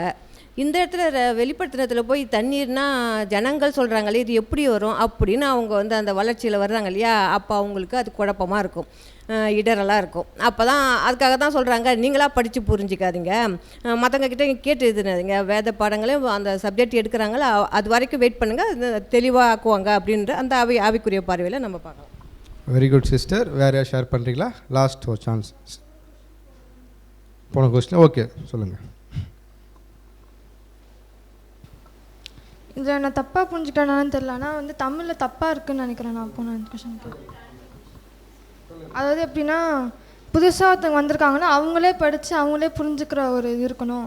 நம்ம போய் எக்ஸ்பிளைன் அவங்களே படித்து அவங்களே ப்ரூவ் பண்ணுற அளவுக்கு நம்ம விடணும், நம்மளே எல்லாத்தையும் எக்ஸ்பிளைன் பண்ணக்கூடாதுன்னு இருக்கணும். ஆனால் தமிழில் வந்து அவங்க படிக்கக்கூடாதுன்னு அப்படின்னு சிஸ்டர் ஷேர் பண்ணாங்க இல்லையா. ஸோ ஃபஸ்ட்டு பார்க்கும்போது உள்ளே வராங்கன்னா அவங்களுக்கு வாய்ப்பு கொடுக்கணும். பட் அல்டிமேட்டாக ரொம்ப அவங்க டூ மச் ரொம்ப அதிகமாக கேட்க விரும்புவாங்க. அந்த விருப்பத்தை என்ன பண்ண இப்போ கேட்குறாங்களான்ட்டு ஃபுல்லாக கொடுத்துட்டிங்கன்னா அவங்க கன்ஃபியூஸ் ஆகிடுவாங்க. ஸோ என்னென்னா அவங்க படிக்க ஒரு பக்கம் இருக்கட்டும், பட் நாம் இங்கே என்ன பாயிண்ட் பார்த்தோன்னாக்கா அவங்க ப்ரூவ் பண்ண ஒரு பக்கம் இருந்தாலுமே கேட்கும் போது நம்ம என்ன பண்ணணும், அவங்க புதுசாக வந்திருக்காங்க அவங்கள எப்படி டீச் பண்ணணுமோ அதான் கொடுக்குமா தவிர அதிகமாக வாரி வழங்கும் நமக்கு தெரியும். பேசும்போது உதாரணத்துக்கு ஸ்பிரிட் பிக்காட்டல்னாக்கா நம்ம என்ன பண்ணோம், 3 ஸ்டேஜ் பார்ப்போம். ஒன்று ஜெனிப்பிக்கப்படுதல், உயிர்ப்பிக்கப்படுதல், பிறத்தல். இப்போ குயிக்கு நீங்கள் அப்போ இயேசு கிறிஸ்து முத்திரை எங்கே போட போகிறது இப்படி ஃபுல்லாக பேசினே போகிறோன்னா அவங்களுக்கு புரியுமா? அவங்க கேள்விப்படுது ஆவியில் ஜெனிப்பிக்கப்படுதல், அபிஷேகம் அது மாதிரி தெரிஞ்சிருக்கும். நம்ம அபிஷேகம் பண்ணப்படுறது அடையாளம் என்ன, அறிகுறி என்ன, ஆதாரம் ஃபுல்லாக நம்ம பேசலாம், அவங்களுக்கு புரியாது. அப்போ என்ன பண்ணலாம், அவங்க எதிர்பார்ப்பாங்க கற்றுணுன்ட்டு. ஆனால் கேட்குறாங்கன்றத ஃபுல்லாக எக்ஸ்பிளைன் பண்ணோம்னா யாருக்கு கஷ்டம்? அதை புரிந்து கொள்ள முடியாமல் கடினப்பட்டு அவங்க யோசிக்க முடியாது. இவர் பேசிகிட்டு இருக்க பாயிண்ட் இது எடுத்து நாங்கள் லிங்க் பண்ண முடியாங்கல்ல. ஆனால் ஆர்வம் இருக்கும். அப்போ ஆர்வத்தை நம்ம என்ன பண்ணலாம் பார்த்தோன்னா கொஞ்சம் கொஞ்சமாக கொடுக்கணும். அதே மாதிரி அவங்களையும் உருவாக்கணும், படிக்கிறதுக்கு வாய்ப்பு கொடுன்னு தான் பார்க்குறோம். ஓகேங்களா? ஓகே, நம்ம இப்போ நெக்ஸ்ட் கேள்விக்கு வந்துடலாம். ஆவிக்குரிய பார்வை ரொம்ப அவசியமானதுன்னு பார்த்தோம் இல்லையா. எல்லாம் பேசுகிற மாதிரி தான். ஒரு குழந்தை பார்க்குறோம், ஏன் ஒப்பிடி பேசுகிறாருன்னா ஒரு குழந்தை பார்க்கும்போது வளர்ச்சி இருக்குது, ஸ்டேஜஸ் இருக்குது. அது ஒரு பொருளை பார்க்கும், தொடும், எல்லாம் தெரியும். ஆனால் அந்த பொருளுடைய முக்கியத்துவம் தெரியுமா குழந்தைக்கு? இதுதான் நெருப்பு தான் தெரியுமா? தெரியாது. அப்படின்னா அதே போல் தான் ஆரம்பத்தில் வேதாகமத்தை படிக்கக்கூடியவங்களுக்கு என்ன வரும் பார்க்கணும்னா வசனம் புரியுமா புரியாதா?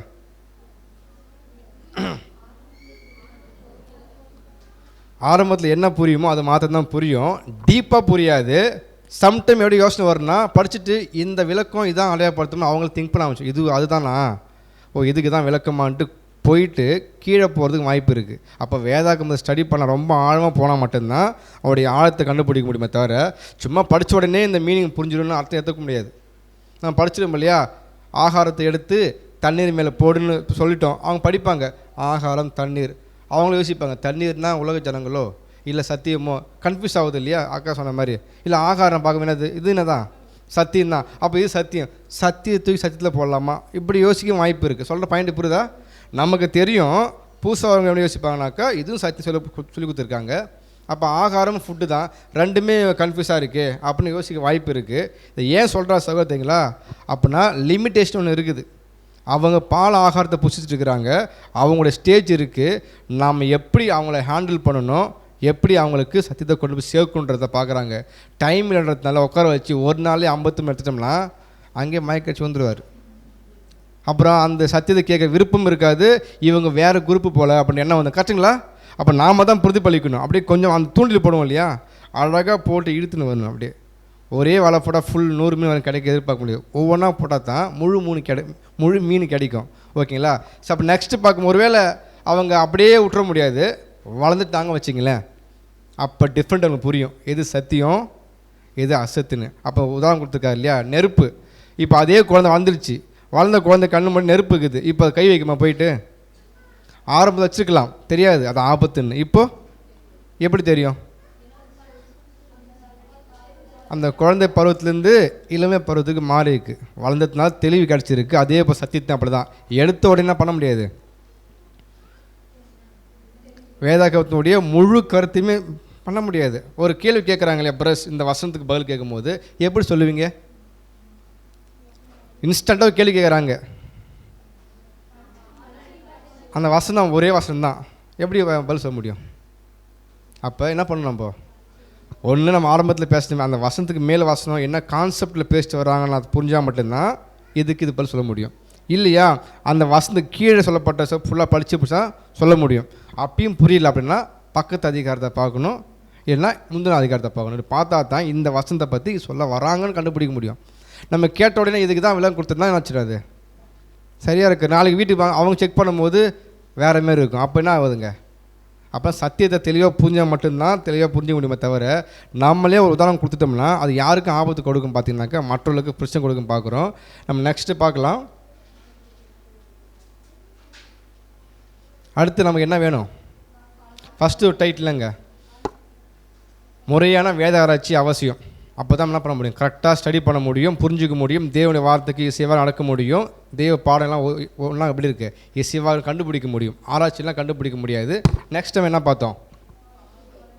அந்த கற்றுக்கொண்ட விஷயம் ஆவிக்குரிய பார்வை இருக்குது, இது சத்தியத்துக்கு கரெக்டாக இருக்குது, இது மாறாக இருக்குது, கண்டுபிடிக்கணும்.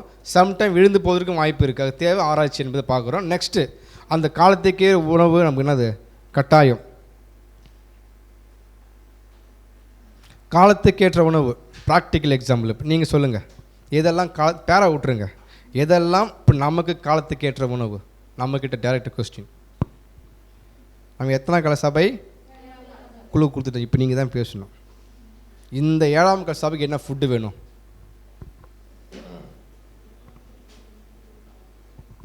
கை தூக்குவர்களுக்கு முன்னுரிமை கொடுக்கப்படும். சிஸ்டர் கஸ்தூரி, ப்ராக்டிக்கல் எக்ஸாம் எனக்கு இன்றைக்கி இந்த ஃபுட்டு வேணும். சரி, இன்னொரு உதாரணம், இன்றைக்கி என்ன கிழமை? இப்போ நம்ம என்ன சாப்பிட விரும்புவோம்? அந்த தாட்டு தான் 7th சபைக்கு வேணும். இதான் நான் கரெக்ட் இல்லையா? ஓகே, சொல்லுங்கள். இப்போ நம்ம 7ஆம் கால சபையில் இருக்கிறோம். இப்போ நம்மளுக்கு எதுனா இப்போ காலத்துக்கு கேட்ட சத்தியம் கட்டாயமாக அவசியமாக இருக்குது.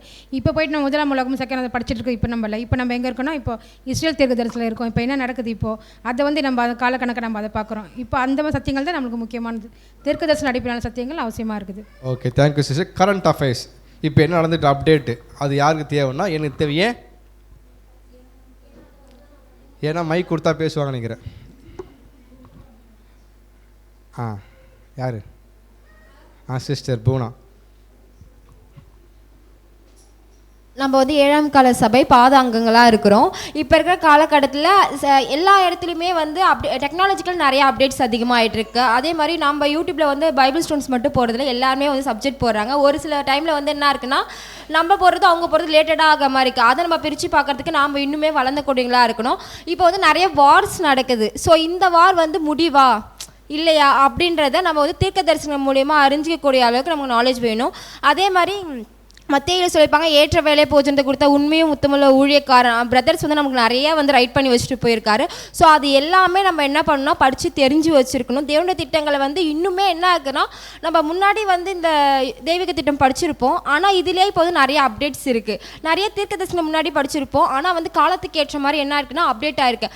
அப்போ வந்து எந்த அளவுக்கு சத்தியம் அப்டேட் ஆகுதோ அந்த அளவுக்கு நாமளும் வந்து சத்தியத்துக்கு கூட அப்டேட் ஆனால் மட்டும்தான் நம்ம எப்படி இருக்க முடியும்னா கரெக்டான அந்த 7ஆம் கால சபையில் இருக்கிற ஒரு நிலையால் இருக்க முடியும். நான் புரிஞ்சுக்கிட்டேன். Very good sister. வேறு பதில் சொல்கிறீங்களா? சிம்பிளாக எனக்கு உங்களுக்கு என்ன ஃபுட்டு வேணும்? இப்போ கேள்வி மாற்றிட்டேன். நீங்கள் ஒரு புது சிஸ்டர் தானே, இப்போ 7ஆம் கால சபையில் இருக்கிற உங்களுக்கு என்ன ஃபுட்டு வேணும்?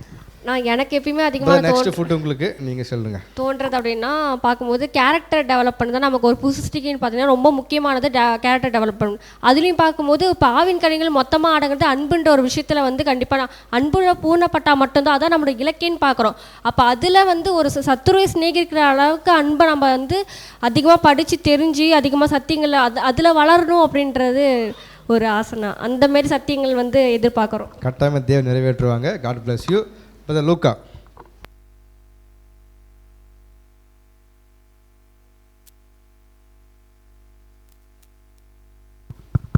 தேவநாமம் மகிமைப்படுவதாக.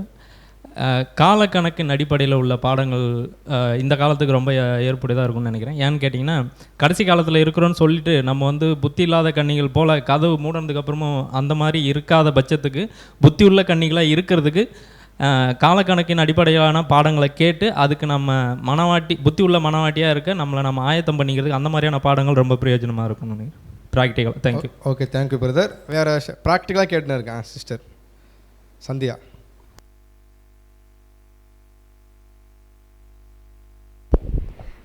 தேவனுடைய நாமம் மகிமைப்படுவதாக. ஆக்சுவலி 7ஆம் கால சபையை பற்றி தான் ரொம்ப அழகாக சொல்லியிருப்பாங்க. நீ அனலும் இல்லை குளிரும் இல்லை, நீ இதில் ஏதாச்சும் வெதுப்பாக இருக்கிற உன்னை வந்து நான் வாந்தி பண்ணி போட்டுருவேன்னு சொல்லிடும்போது இவ்வளோ பெரிய எச்சரிக்கை யாருக்கு தான் இருக்குன்னா 7ஆம் கால சபைக்கு தான் இருக்குது. ஸோ நம்ம ஒன்று நம்ம அனலாக இருந்துடணும். ஒன்று நம்ம உலகத்துலேருந்து வந்துட்டோம் அப்படின்னா உலகத்துலேருந்து மொத்தமாக வந்துடணும். இன்னும் நம்ம வந்து என்ன பண்ணுவோம், சில விஷயத்துங்களில் காரியங்களில் வந்து இன்னும் வெளியே வராமே இருப்போம். ரெண்டாவது நம்ம வந்து விசுவாசத்தில் வந்து இன்னமும் பலப்படணும் அப்படின்ற விஷயத்தை வந்து எனக்கு தோணுது. நான் okay, thank you sister. Sister Sureka. நான் அண்ணா சொல்லிட்டாங்க, தேவன் இப்போ அந்த ஃபுட்டு கொடுத்துட்டு தானே இருக்காங்க. செகண்ட் கம்மிங்கு ப்ரெசண்ட்டாக இப்போ அந்த ட்ரூத் வந்து மிகப்பெரிய சேஞ்சஸ் ஆவிக்குரிய வாழ்க்கையில், ப்ளஸ் அதோட தெளிந்த புத்தி உள்ள ஆவி, இது ரெண்டுமே தேவன் இப்போ இருக்க காலத்துக்கு நம்மளுடைய க்ரோத்துக்கு அவ்வளோ ஹெல்ப் பண்ணுது. அந்த ஒரு 2 கிளாஸுமே தேவன் கொடுக்கறதுக்கு தேவனுக்கும் நன்றி தானா. Okay, thank you sister.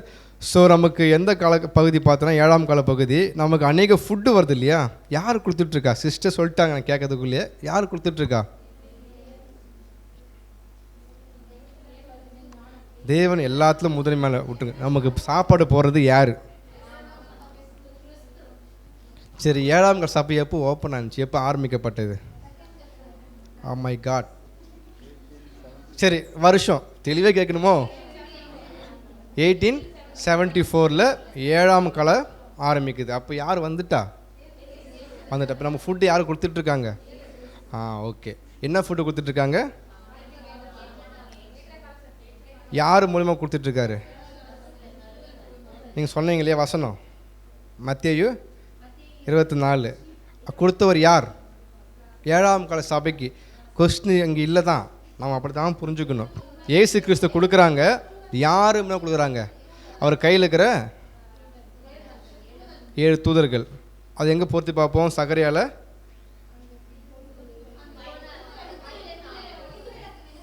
குத்து விளக்கு. இங்கே என்ன இருக்கும்? இங்கே ஒரு மரம் இருக்கும், இங்கே ஒரு மரம். என்ன இதுங்க இது? புதிய ஏற்பாடு. இங்கே பவுல் கிண்ணம், அது யார்? கரெக்டாக பொருந்துங்களா? ஓகே. அதுக்கு கீழே வரக்கூடிய 7 பைப் யாருங்க? ஓகே, அந்த பைப் என்ன வருது? ஆயில் வருது. ஓகே, அதுக்கப்புறம் என்ன ஆகுது? எந்த காலத்துக்கு? இப்படி தான் சத்தியம் வந்து சேருது. இதான் ஒரு ரூட்டு. நம்ம சொல்லலாம் தேவன் இல்லாமல் வாய்ப்பே இல்லை. பட் வழி கண்டுபிடிக்குங்க இல்லையா, தேவன் தான் அனுமதிக்கிறாங்க. ஏசு கிறிஸ்து வந்து என்ன பண்ணுறாங்க? டேரெக்டாக கொடுக்கல, ஒரு கருவை சூஸ் பண்ணுறாரு. அந்த கருவி மூலமாக சத்தியம் போயிட்டுருக்கு. சகோதரர் சொன்ன மாதிரி நம்ம என்ன பண்ணுறோம்?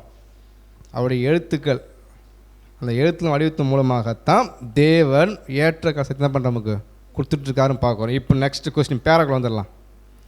இப்போ கொடுத்தாச்சு, கேட்டோம், அடுத்து என்ன பண்ணி ஆகணுமா? சத்தியம் கொடுத்தாச்சா? இப்போ நம்ம சபையாக மாறணும். என்ன பண்ணணும்? காலத்துக்கேற்ற உணவை வாங்கிட்டு நாம் பண்ண வேண்டிய சில விஷயம் இருக்குது. அழகாக கூட அந்த வார்த்தை சூப்பராக தமிழில் மொழிபெயர்த்துருக்காங்க. என்ன பண்ணணுமா? சத்தியத்தை வாசிக்கிறோம், கேட்குறோம். அடுத்து என்ன பண்ணணும்? 3வது ஸ்டேஜ்.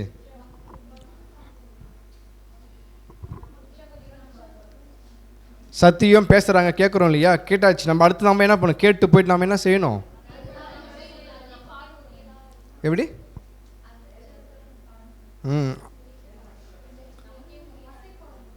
நம்முடைய வாழ்க்கையில்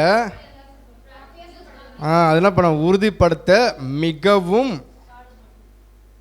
உற்சாகத்தோட பாடுபடணும். ஒரு கேள்வி, பாடுபடும்போது எத்தனை பேர் உற்சாகமாக இருப்போம்? அப்போ சொல்ல விஷயம் புரியுதுங்களா? சத்தியம் பார்க்கும்போது இந்த பாடு என்பது நம்ம என்ன பண்ணுதுங்க, உற்சாகப்படுத்தி எங்கே கொண்டு போகுதுனாக்கா மறுமாக்குது. நம்மளை வருத்தி கஷ்டப்பட்டு நொறுக்கி கீழே கொண்டு போகிறது இல்லை. அதான் பயன்படுத்துகிறாங்க. அது ரொம்ப ஜாய்ஃபுல்லாக பண்ணணும், அதை அனுபவிக்கணும், ஆசீர்வாதமாக பார்க்கணும். உபத்திரம் என்பது நமக்கு என்னது? ஒரு விதமான ஆசீர்வாதங்கள் பார்க்குறோம். நெக்ஸ்ட்டு இது சத்தியம் கிடைக்குதுன்னு பார்க்கல, தேவன் யாரை கொண்டு இது கொடுத்துட்ருக்குறாங்க? இப்போ பேராக்கள் வந்து பார்க்கணும்.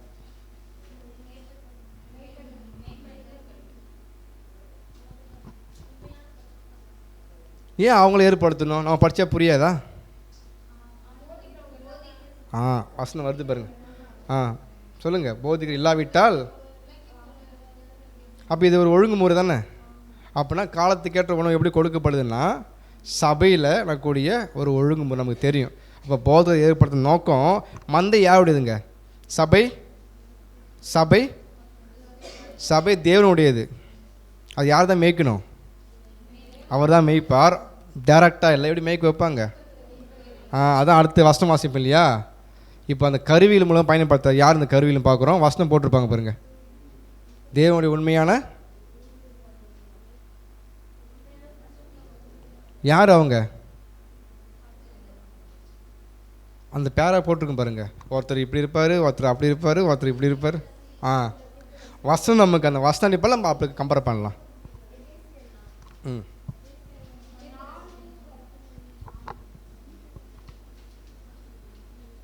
சரி, ஓகே. அப்போஸ்தலர்கள், அற்புதம் செய்யக்கூடியவர்கள், மெய்ப்பர்கள், தீர்க்கதரிசிகள், போதகர்கள், சுவிசேஷகர்கள், இவங்க இந்த 7ஆம் கிளாஸில் மாத்திரம் இருக்கிறாங்களா, இல்லை எல்லா ஷாப்பிங்கும் கொடுக்கப்பட்டிருக்கா இந்த ஒரு முறைமை? கரெக்டாக பதில் சொல்லுங்க பேரா படிச்சுட்டு. இப்போ ஏற்படுத்தப்பட்ட சகோதரர்கள் இருக்கிறாங்க இல்லையா, இவங்க வந்து 7ஆம் கிளாஸ் ஷாப்பிங்கு மாத்திரம் தான் கொடுக்கப்பட்டிருக்கா, இல்லை இந்த மாதிரி ட்ரூத் வந்து எல்லா ஷாப்பிங்கும் வழங்கப்பட்டிருக்கா?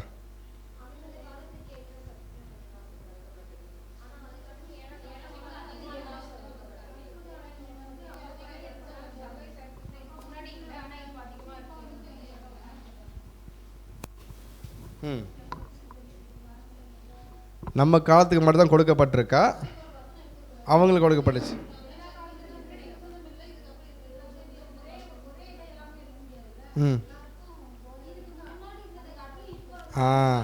அப்படி ஆன்சர்னா எல்லா காலத்துக்கும் கொடுக்கப்பட்டுச்சு, பட் பெட்டராக ஏன் கொடுக்கப்படுது நமக்கு ஏன்?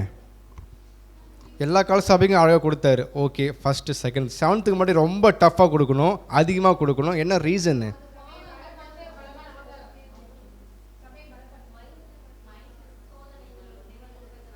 ஃபுட்டு அதிகமாக வரும் இல்லையா, ஒருத்தன் சாப்பிட அதிகமாக போகிறேன்னா ஏன் போடுவான்?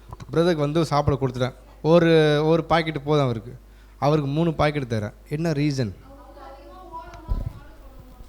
மைக்கில் பேசினா கேட்பாங்க.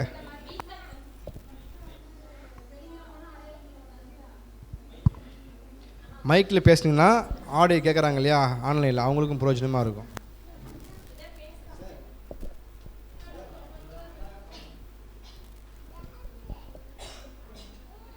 அதாவது இந்த காலத்துக்கு மட்டும் ஏன் அதிகமாக சத்தியம் வருதுன்றத வந்து நாம் தெரிஞ்சுக்கலாம். இப்போ இது அந்த பத்தியிலே சொல்லிக்கிறாரு பிரதர், எழுதிக்கிறாங்க, சோதனை நிறைந்த வினோதமான காலம். இது எப்படி சோதனை நிறைந்த வினோதமான காலம், இது எப்படி எடுத்துக்கலாம் இந்த வார்த்தையை? இந்த சோதனை நிறைந்த வினோதமான காலம்னா என்ன? இல்லை இப்படின்னா இப்போல்லாம் வந்து பாவத்தோடு நம்ம பழகி கொள்ள சூழல் ஏற்பட்டுருது. பாவத்தோடு உலக மனுஷன்லாம் இப்போ நம்ம அது சபை வந்து உலகத்தில் தானே இருக்குது, நம்ம சுற்றி இருக்கிறவங்களாம் பாவத்தோடு பழகினுக்கிறாங்க. அப்போனா வந்து பாவத்தை நார்மலைஸ் பண்ணிட்டாங்க. அப்போ பாவம் பெருகிறதுக்கு நிறைய வாய்ப்புகள் ஆகிப்போச்சு. எங்கே நின்னாலும், நீங்கள் பஸ் ஸ்டாண்ட் நின்னாலும் சரி தான், கல்லூரிக்கு போனாலும் சரி தான், வேலைக்கு போனாலும் சரி தான், நம்ம எல்லாம் அவங்க கூட தான் பழகிறோம். அப்படி வந்து நம்ம அவங்க கூட பழகும்போது அவங்க எல்லாம் பாவத்தில் இருக்கும்போது அதனுடைய அனல் நம்ம மேலே கடிச்சிடக்கூடாது. அதனுடைய அனல் நம்ம மேலே அடிக்கூடாதுன்றதுக்காக நாம் அதிகமாக அனலாக இருக்கணும். நாம் அதிகமாக அனலாக இருந்தால் தான் அந்த அனல் நம்மளை தாக்காது. அதுக்காக தான் இப்போ வெளிப்படுத்துகிற ஒரு வசனம் சொல்லுங்க, அநியாயம் செய்கிறவன் இன்னும் அநியாயம் செய்யட்டும், அசுத்தமாக இருக்கிறவன் இன்னும் அசுத்தமாக இருக்கட்டும், நீதி செய்கிறவன் இன்னும் நீதி செய்யட்டும். அப்போ அதாவது பரிசுத்தம் உள்ளவன் இன்னும் பரிசுத்தம் உள்ளவன், அதுக்காக தான் சொல்லப்பட்டது அந்த வாசனை. இப்போ நம்மளுக்கு எதிர்க்க இருக்கிறவன் வந்து அதிகமாக அநியாயம் செய்கிறானாக்கா நாம் பரிசுத்தமாக ஆகணும், நீதி செய்யணுன்னாக்கா நிறைய சத்தியம் வந்தால் தான் செய்ய முடியும். இல்லைன்னா நம்ம அவனோட டவுன் ஆகிடுவோம், நம்மளை அவன் ஏறி மிதிச்சுட்டு போயினே இருப்பான். நம்ம அவனோட ஒரு படி மேலே இருந்தால் தான் நம்ம அவனை அந்த உலகத்தை ஜெயிச்சு மேலே போக முடியும். இதுக்காக தான் நம்ம இந்த காலகட்டத்தில் நம்மளுக்கு வந்து அதிகமான சத்தியத்தை தேவன் நம்மளுக்கு கொடுத்து அதை நம்மளை வந்து தூக்கி பலப்படுத்துகிறார். அந்த பலமான ஆகாரம் வந்து சாப்பிட்றதுக்கு இதுக்காக தான் சொல்ல வர்றார். இந்த நிலைக்கு நம்ம வரணும் இப்போ இருக்கிற காலகட்டத்துக்கு, அதுதான் சொல்ல வர்றார். Thank you brother. நமக்கு தெரியும் 6 கால சரித்திரத்தை காட்டிலுமே எந்த கால சபைக்கு மட்டும் அதிக ஃபுட்டு எக்ஸ்ட்ரா கொடுக்கப்படுதுன்னா நமக்கு ஏன் அப்படின்னு பார்க்கும்போது அங்கேருந்த காட்டிலும் அப்படி சொல்லப்பட்டிருக்கு இல்லையா, அதிகமாக சத்தியங்கள் வெளிப்படுத்தப்பட்டிருக்கு. என்ன ரீசன் பார்த்தீங்கன்னா தற்கால சோதனை, ப்ரெசண்ட்டில் நடக்கக்கூடிய சோதனை மற்றும் வினோதமான நிலைமையில் சபை என்ன பண்ணும் காணப்படுறதுனால அப்படியேப்பட்ட வினோதமான சுச்சுவேஷன்லேயும் சோதனை காணப்படக்கூடிய 7ஆம் கால சபைக்கு கொஞ்சம் சாப்பிட போட்டால் பத்தாது. ஏன்னா சகோதர சொன்ன மாதிரி பார்த்தோன்னா யோசிக்கும் ப்ராக்டிக்கலாக ஆரம்பத்தில் ஃபஸ்ட்டு பார்க்கும்போது நம்ம 7 முத்திரையில் ஒரு முத்திரை பார்த்துப்போம் இல்லையா, முதலாம் முத்திரை. அப்போ ட்ரூத் ஒப்பிட்டு பார்த்தோம் இல்லையா, முதல் குதிரை எப்படி இருந்துச்சுங்க? ஒயிட்டாக இருந்துச்சு. அப்படின்னா கலப்படம்லாம் சத்தியம், பியூரிட்டி கொடுக்கப்பட்டுச்சு. செகண்ட் குதிரை அப்படியே மாற்றப்படுது பாருங்கள். செகண்ட் அப்படின்னா ஆச்சுங்க, உள்ளே யார் உள்ளே வரா? கள்ளப்பம் வருது. அப்போ ரோமனோட விஷயம் கலந்து வருது. அடுத்த குதிரை அப்படியே மாற்றப்படுது. அப்புறம் சத்தியங்களை மாற்றப்பட்டு எனக்கு மறைக்கப்பட்டு அப்புறம் வெளியாக்கப்பட்டு இப்படியும் போயிட்டு கடைசி எப்படி வந்துருக்கு நமக்கு வந்துருக்க. உலகத்தின் மத்தியில் வாழும்போது நமக்கு சோதனை பார்க்கும்போது லிட்டரலாவா இல்லை மென்டலாவா, மன ரீதியாவா இல்லை உடல் ரீதியாவா? எந்த மாதிரி இருக்கும்? மன ரீதி தான். எப்படி இருக்கும் அது?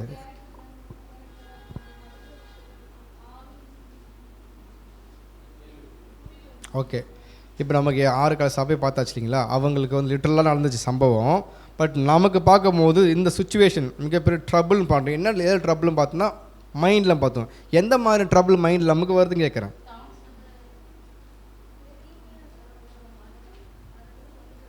உலகம் ஓகே, நான் இப்போ கேட்குற புது சிஸ்டம் இருக்கிறோம் இல்லையா, நமக்கு வந்து ட்ரபுள் வருது. அதுதான் ஃபுட்டு, பலமான ஃபுட்டு கொடுக்குறாரு. என்ன மாதிரி ட்ரபுள்லேருந்து எடுத்து போகிறதுக்கு அந்த ஃபுட்டு தேவை. மைண்டுன்ட்டோம், எந்த மாதிரி சிந்திப்போம், அந்த சிந்தனையை அழிக்கு தான் அந்த ஃபுட்டு கொடுக்குறாரு. எந்த மாதிரி வரதுக்கு வாய்ப்பு ப்ராக்டிக்கலாக கேட்குறேன். இதெல்லாம் தப்பு பிரதர். சிஸ்டர் சுரேகா, அடுத்து விக்டோரியா சிஸ்டர். சொன்ன பதில் கரெக்ட். மைண்டு எப்படி நம்ம கேட்கணும்ல, ப்ராக்டிக்கலாக தெரியணும்ல இதான்ட்டு. நம்ம புரிஞ்சுக்கிட்ட வரைக்கும் ஷேர் பண்ணிக்கிறோம்னா, இப்போ ஆதாம் விழுந்ததுலேருந்து இந்த யுகம் முடிய போது கிட்டத்தட்ட அந்த பூரணத்தன்மை எந்த அளவுக்கு எக்ஸ்ட்ரீமாக அந்த அபூர்ண நிலைமை வந்து அளவு கடந்து அதிகமாயிட்டே இருக்குது ஒருத்தவங்களுடைய மாம்சத்தில். இப்போ நம்ம புது சிருஷ்டியாக வந்துட்டோம். இப்போ எக்ஸ்ட்ரீமாக இருக்கிறது ஒரு பக்கம் என்னென்னா, மாம்சம் ஒரு பக்கம் அப்படியே ட்ரூத்துக்கு ஆப்போசிட்டாக இருக்குது. இந்த பக்கம் சத்தியத்தை தெரிஞ்சுக்கொண்டு இதுதான் நீதின்னு தெரிஞ்சு கொண்டுட்டோம். இப்போ என்னென்னா, அந்த நீதியை செய்யாதபடிக்கு நம்மளுக்கு ஆப்போசிட்டாக இருக்கிற கேரக்டர் அதுதான். அது நம்ம ப்ராக்டிக்கலாக என்ன வேணாலும் சொல்லணும். ஒன்று பாவத்தை எதிர்க்கிறது, தேவனுடைய சத்திய வார்த்தைக்கு நம்மளை முழுமையாக கீழ்ப்படுத்துறது.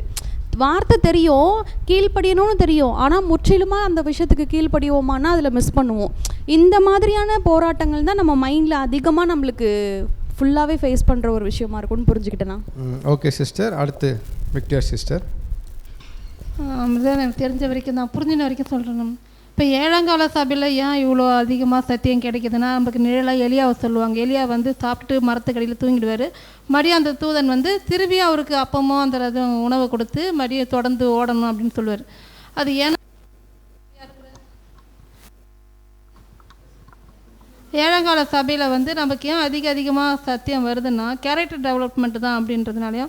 இப்போ இங்கே ஒரு வசனம் கொடுத்துருக்காங்க, என்னென்னா உன்னோட கிரீடத்தை இன்னொருவன் எடுத்துக்கூடாதபடி ஜாக்கிரதையாக இருந்தாக்கா. நம்ம உலகத்தில் நம்மளுக்கு சோதனை இருக்குது தான். அதிகமாக வந்து உலகத்தை நம்ம ஐக்கியம் கொள்ள மாட்டோம். ஏன்னா நமக்கு நல்லா தெரிஞ்சு போச்சு, இவங்க கூட வந்து அவங்களுக்கு காட்ட வேண்டிய அன்பு மட்டும் தான் காட்டணும், அதுக்கு ஒரு லிமிட்டட் வச்சுருப்போம். அதிகமாக நமக்கு எங்கே சோதனைனா சத்தியத்தில் தான், சகோதரர்களுக்குள்ளே. இப்போ நம்ம வந்து சத்தியம் அதிகமாக கேட்கும் போது சின்ன சின்ன விஷயம் மைனூட்டாக, இப்போ நம்ம சப்ஜெக்ட் இன்னைக்கு காலைல கேட்ட சப்ஜெக்டில் வந்து வாழ்த்துங்கள் அப்படின்னும் போது நம்ம ப்ரேயர் பண்ணும்போது நம்ம தேவைகளுக்கு மட்டுமே நம்ம ப்ரேயர் பண்ணுவோம். ஆனால் சகோதரர்களுக்காக நம்ம ப்ரேயர் பண்ணும்போது, அவங்கள வாழ்த்தும் போது நம்மளும் அதில் ஆசீர்வாதம் படுறோம் அப்படின்னு நம்ம தெரியும் போது, சின்ன சின்ன விஷயத்தில் கூட நம்ம வந்து அதை இழந்து போயிடாமல் நம்ம அந்த சத்தியத்தில் உண்மையாக ஓடினா மட்டும்தான் அந்த கிரீடத்தை கிடைக்கும். நம்ம வந்து மாம்சத்தில் பலகீனத்தில் ஏதோ ஒரு சின்ன விஷயம் நம்ம யோசித்தாலும் நம்மளுக்கு அந்த ஆசீர்வாதம் இழந்து போகிறதுக்கும் வாய்ப்பு இருக்குன்றதை வந்து மைனூட்டாக தான் நமக்கு தேவன் வந்து இப்போ சத்தியத்தை நம்மக்கிட்ட கொண்டு வந்து சேர்க்குறாருன்றதை நான் இதில் புரிஞ்சுக்கணும். Okay, thank you sister. Sabitha sister, கடைசியாக முடிச்சுக்கலாம். பிரதர், இதில் ஒரு விஷயம் சொல்லியிருக்காங்க, உண்மையற்ற தன்மை. இந்த கடைசி காலத்தில் காணப்படுற ஒரு உண்மையற்ற தன்மை. நம்ம என்னென்னா தேவனுக்கு உண்மையாக இருக்கிறோன்னு உடன்படிக்கை பண்ணிட்டு வந்து, ஆனால் நம்ம என்ன பண்ணலைன்னா தேவனுக்கு உண்மையாக இல்லை. நமக்கே சில டைமில் நம்ம உடம்புக்கு இது ஒத்துக்காது, இல்லை நம்ம பண்ணக்கூடாது அப்படின்னு யோசிக்கிறோம். ஆனால் நமக்கே நம்ம ஃபஸ்ட்டு உண்மை இல்லாமல் அந்த விஷயத்தை செஞ்சிடுறோம். அதே போல் என்னென்னா சகோதர சகோதரிகள் நம்ம ஒன்றா பேசிகிட்டு இருக்கும்போது ஒரு விதமான ஒரு உண்மையை வெளிப்படுத்துகிறோம். ஆனால் பின்னாடி இருக்கும்போதோ அவங்கள பற்றின முறுமுறுப்புகளோ இல்லை என்னென்னா ஒரு நம்மளுடைய இந்த வளர தொழில்நுட்பம் வளர அதிகப்படியான நம்மளுடைய சிந்தையும் வந்து என்ன பண்ணிட்டு இருக்கு, தெளிந்த புத்தியுள்ள ஆவியில் படித்தோம் இல்லையா, நம்மளோட சிந்தையும் கரப்ட் ஆகிட்டே இருக்குது, நம்மளுடைய உடலும் வந்து சீரழிஞ்சிக்கிட்டே இருக்குது. இதுக்கு எல்லாத்துக்குமே முக்கியமான காரணம் நம்மக்கிட்ட ஒரு உண்மைத்தன்மை இல்லை. தேவன் கொடுத்த சத்தியத்துக்கு உண்மையாக இல்லாததுனால தான் இந்த காலத்தில் அதிகப்படியான சத்தியம் நமக்கு தேவைப்படுது. நம்ம பியூரிஃபை பண்ணிக்கிட்டே இருக்கிறதுக்கு டெய்லிக்கும் அப்படின்னு சொல்லிட்டு நான் ஷேர் பண்ணிக்கிறேன். Okay, thank you sister. ஸோ இப்போ 7ஆம் கால சபைக்கு ஏன் அதிகமான ஃபுட்டு கொடுக்குறாங்க தேவன் அப்படின்னு பார்த்தீங்கன்னா, எல்லாம் சொன்ன மாதிரி தான் மனுஷனுடைய சரீரமும் சிந்தையும் சீர்கெட்டு போயிட்டு ரொம்ப என்ன ஆயிடுச்சுங்க, முதிர்ச்சி அடைஞ்சப்போ நிற்கிது. இப்போ தேவன் அதை சீர்படுத்த நோக்கம் இல்லை, அதன் மத்தியில் வந்தாங்க பார்த்தீங்களா கிறிஸ்துக்காக. அவங்களுடைய மைண்டு மாத்திரமே என்ன பார்க்கப்பட்டிருக்கு, புதுப்பிக்கப்பட்டிருக்கு, டியூன் பண்ணப்பட்டிருக்கு. அந்த மைண்டில் வருது இல்லையா, அப்படின்னா படிப்பு இல்லையா, காத்து இல்லையா, ஆவிக்கு விரோதமாக மாம்சமும் மாம்சத்துக்கு. அப்படின்னா எந்த மாம்சம், நம்முடைய பழைய சிந்தனைக்கும் புதிய சிந்தனைக்கும் போட்டி. இந்த ட்ரபிள் ரொம்ப கொடூரமானது. சொல்லுவாங்களே 2 அடி அடிச்சு தாங்கிக்கிறேன், வாயில் பேச தாங்க முடியல, அப்படின்னா உள்ளே பதிஞ்சு போயிருக்குது. அப்படின்னா கொடூரமான விஷயங்கள். அப்படின்னா புதுசு என்ன பண்ணணும்னா பழைய சிந்தையை சாகடிக்கணும். சும்மா சாகடிக்க முடியுமா, அதுக்கே ஒரு உணவு இருந்தால் மட்டும்தான் சாகடிக்க முடியும். அப்படின்னா புதுசு எந்த அளவுக்கு மெச்சூரிட்டியாக வளர்ந்துருக்கோ அந்த அளவுக்கு மாம்சத்தை கொல்ல முடியும். கரெக்டுங்களா? ஒருவேளை அந்த மாம்ச சிந்து ஃபுல்லாகவே இருக்குனாக்கா புது சிருஷ்டிக்கு அங்கே என்ன இல்லை, இடம் கிடையாது. அப்படின்னா மைண்டில் பார்க்கும்போது ரொம்ப மிகப்பெரிய தாக்கம் நம்ம கொடுக்கப்பட்டிருக்கு 7ஆம் கால சபைக்கு. ஏன்னா அவங்க மறுத்தாங்கன்னா ஆகிடுவாங்க, புது சிருஷ்டியை மாற போகிறாங்க. அப்போ சிந்தை மாத்திரம் இருக்குது, அது பாடி இன்னும் கொடுக்கப்படல.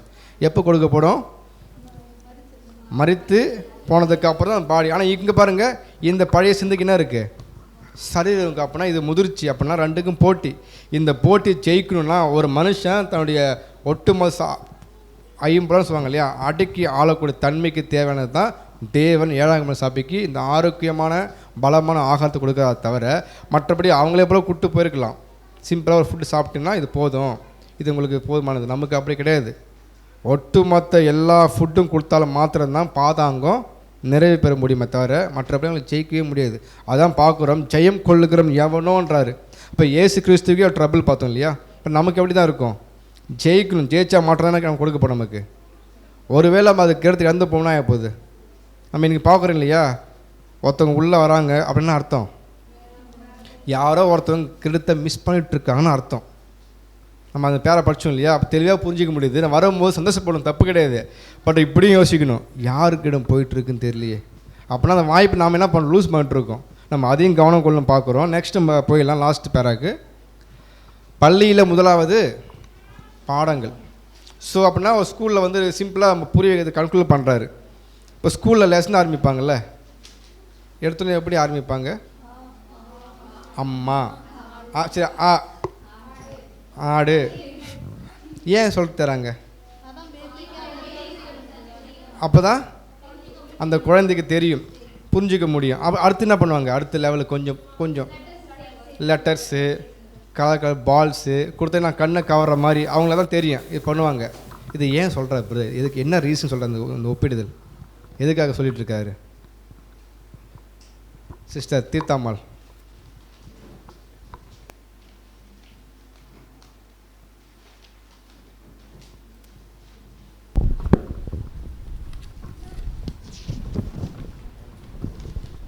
என்னென்னா இதில் வந்து ஒரு மாணவர்களுக்கு வந்து எப்படி இனிஷியல் ஸ்டேஜில் வந்து எப்படி அவங்களுக்கு சொல்லி கொடுத்து அவங்களுக்கு புரிய வைப்போம் அப்படின்னு பார்க்கும்போது, இப்போ பெரிய எழுத்தாக ஃபஸ்ட்டு நம்ம சொன்னோன்னா அவங்களுக்கு வந்து அது புரிஞ்சிக்க முடியாது அவங்களால. அவங்க எப்படி எந்த விதத்தில் சொன்னால் அவங்க புரிஞ்சுக்குவாங்களோ அந்த மாதிரி ஃபஸ்ட்டு என்னென்னா உயிரெழுத்துக்கள்ன்றது அம்மா. ஸோ ஃபஸ்ட்டு ஸ்டார்ட் பண்ணுவோம். அதான் சின்ன எழுத்து வார்த்தைகளாக சொன்னால் ஃபஸ்ட்டு அவங்களுக்கு புரியாது. அதனால் ஃபஸ்ட்டு ஒரு சிறிய எழுத்து தான் ஆரம்பிக்கிறாங்க. என்னென்னா அம்மா அப்படிங்கிறதுக்கு ஃபஸ்ட்டு ஆனா என்ன, அது உயிரெழுத்து. அப்புறம் இக்கிங்கு மெய்யெழுத்துக்கள் சொல்லுவாங்க, அதிலே குறில் நெடில் சொல்லி தருவாங்க. ஸோ இதெல்லாமே தனித்தனியாக மா அந்த மாதிரி தனித்தனியாக சொல்லி கொடுத்துட்டு அதுக்கப்புறமா சேர்த்து அது படிக்கிறதுக்கு அவங்களுக்கு பெரிய எழுத்தாக சேர்த்து படிக்கிறதுக்கு அவங்க சொல்லிக் கொடுப்பாங்க. அப்போ அவங்களுக்கு வந்து ஈஸியாக அதை வந்து படிக்கிறதுக்கு அவங்க ஈஸியாக லேர்ன் பண்ணிக்கிறதுக்கு அவங்களுக்கு ஈஸியாக இருக்கும். ஸோ அந்த மாதிரி தான் என்னென்னா இப்போது எப்படி ஒரு குழந்தைக்கு வந்து சின்ன சின்ன வார்த்தைகள் சொல்லி புரிய வைக்கிறோமோ, ஸோ அதே மாதிரி தான் இந்த ஒரு சத்தியத்தை வந்து நம்ம சொல்லும்பொழுது ஃபஸ்ட்டு எப்படி சொல்லணும்னு சொல்கிறாங்கன்னா, இதே மாதிரி தான் அந்த மத காரியங்களில் கூட என்ன பண்ணணும் அப்படின்னு சொல்லிட்டு சொல்கிறாங்கன்னா, சரியாக இதே மாதிரி தான் நம்ம கற்பிக்கணும். அதாவது குழந்தைகளுக்கு சொல்லும்போது பொருட்கள் பற்றிய பாடங்கள் அப்படின்னு சொல்லி கொடுத்துருப்பாங்க லைன்ஸு, அப்புறம் படங்கள். அப்போ என்னென்னா, அது ஒரு பொருள் காமிக்கிறோம், அந்த பொருளை காமிச்சு அதேமாரி அந்த பொருட்கான படத்தையும் காமிக்கிறோம், அந்த பொருட்களை காமிக்கிறோம், அந்த பொருளுக்கான படத்தையும் காமிக்கிறோம். ஸோ அதுக்கப்புறம் அதனுடைய அந்த பாடங்களை நம்ம சொல்லி கொடுக்குறோம். இது வந்து எதுக்கு அதெல்லாம் யூஸ் ஆகுது. இப்போ எக்ஸாம்பிள் பார்த்தோன்னா, இப்போ கேரட்டுன்னு எடுத்துக்கோங்க, அது பார்த்தோன்னா குட் ஃபார் ஐஸ், கண்ணுக்கு ரொம்ப நல்லது அப்படின்னு சொல்லி கொடுப்போம். ஸோ அதே மாதிரி ஆரஞ்சு பார்த்தோன்னா அது ஸ்கின்னுக்கு ரொம்ப நல்லது, அந்த மாதிரி நம்ம வந்து அவங்களுக்கு சொல்லிக் கொடுப்போம் இல்லையா. ஸோ அந்த மாதிரி தான் என்ன பண்ணால், இப்போ இனிஷியல் ஸ்டேஜில் வரவங்களுக்கு இது மாதிரி தான் இந்த மத காரியங்களில் கூட இந்த மாதிரி தான் நீங்கள் சின்ன சின்னதாக அந்த அடிப்படை சத்தியங்கள்லேருந்து அவங்களுக்கு ஆரம்பிக்கணும். இப்போ தண்ணினா என்ன அப்படின்றத நம்ம பார்த்தோம், ஷேர் பண்ணியிருந்தாங்க. ஒரு இடத்துல வந்து சத்தியன் வருது, ஒரு இடத்துல வந்து ஜனங்கள் வருது. ஸோ அந்த மாதிரி என்ன பண்ணால் ஒவ்வொரு விஷயமா காலத்துக்கேற்ற சத்தியத்தை அவங்களுக்கு வந்து என்ன பண்ணால் கொஞ்சம் கொஞ்சமாக கொடுக்கும்பொழுது அவங்க அதை வந்து சரியாக வந்து புரிஞ்சுப்பாங்க. அதே மாதிரி இந்த மாதிரி தான் வந்து போதிக்கக்கூடிய ஒரு தகுதியாக இருக்கிற ஒருத்தவங்களுக்கும் இந்த ஒரு காரியம். மைக்கு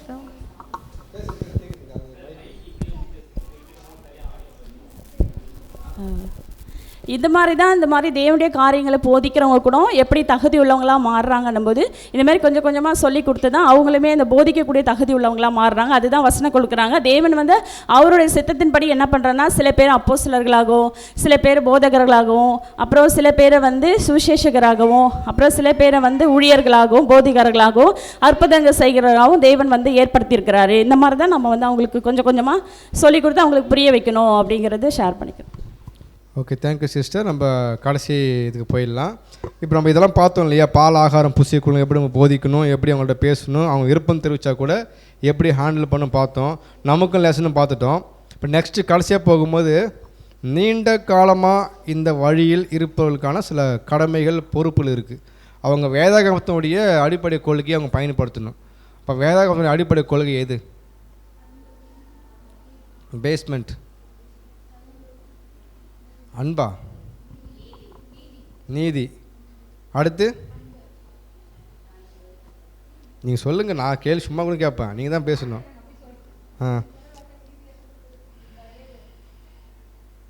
நீதி, அன்பு, அப்புறம்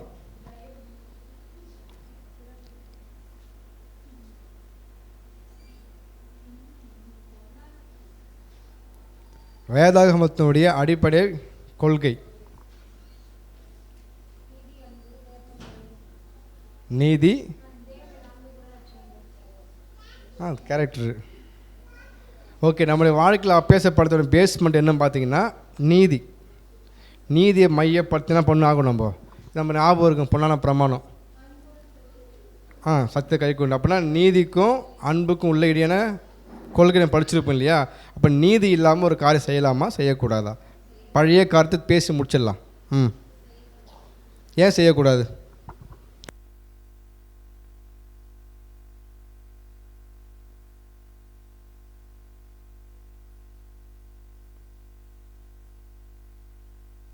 ஏன்?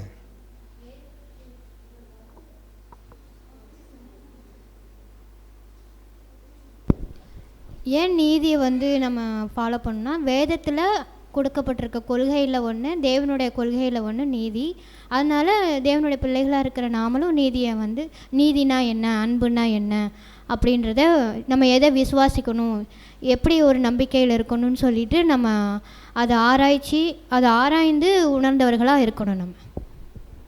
ஓகே சிஸ்டர், எந்த ஒரு கேரக்டர் காமிச்சாலும் எதன் அடிப்படையில் தான் காமிக்க சொல்லப்பட்டிருக்கு.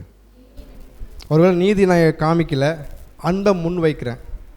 அன்பானது வந்து மிகப்பெரிய கேரக்டர், அது பொங்கி வழியக்கூடியது, ரொம்ப டீப்பாக இறங்கி போகும்.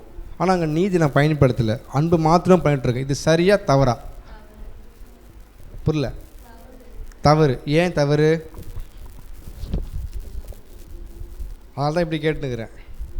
அன்பு ரொம்ப எக்ஸ்ட்ரீமாக இறங்கி ஒர்க் பண்ணணும், அதில் எந்த மாற்று கருத்தும் இல்லை. பட் நான் நீதியை பயன்படுத்தலை, அன்பை மட்டும் ஃபுல்லாக கொடுத்துட்ருக்கேன். சரியாக தவறாகும் போது தவறுன்ட்டு. ஏன் தவறு?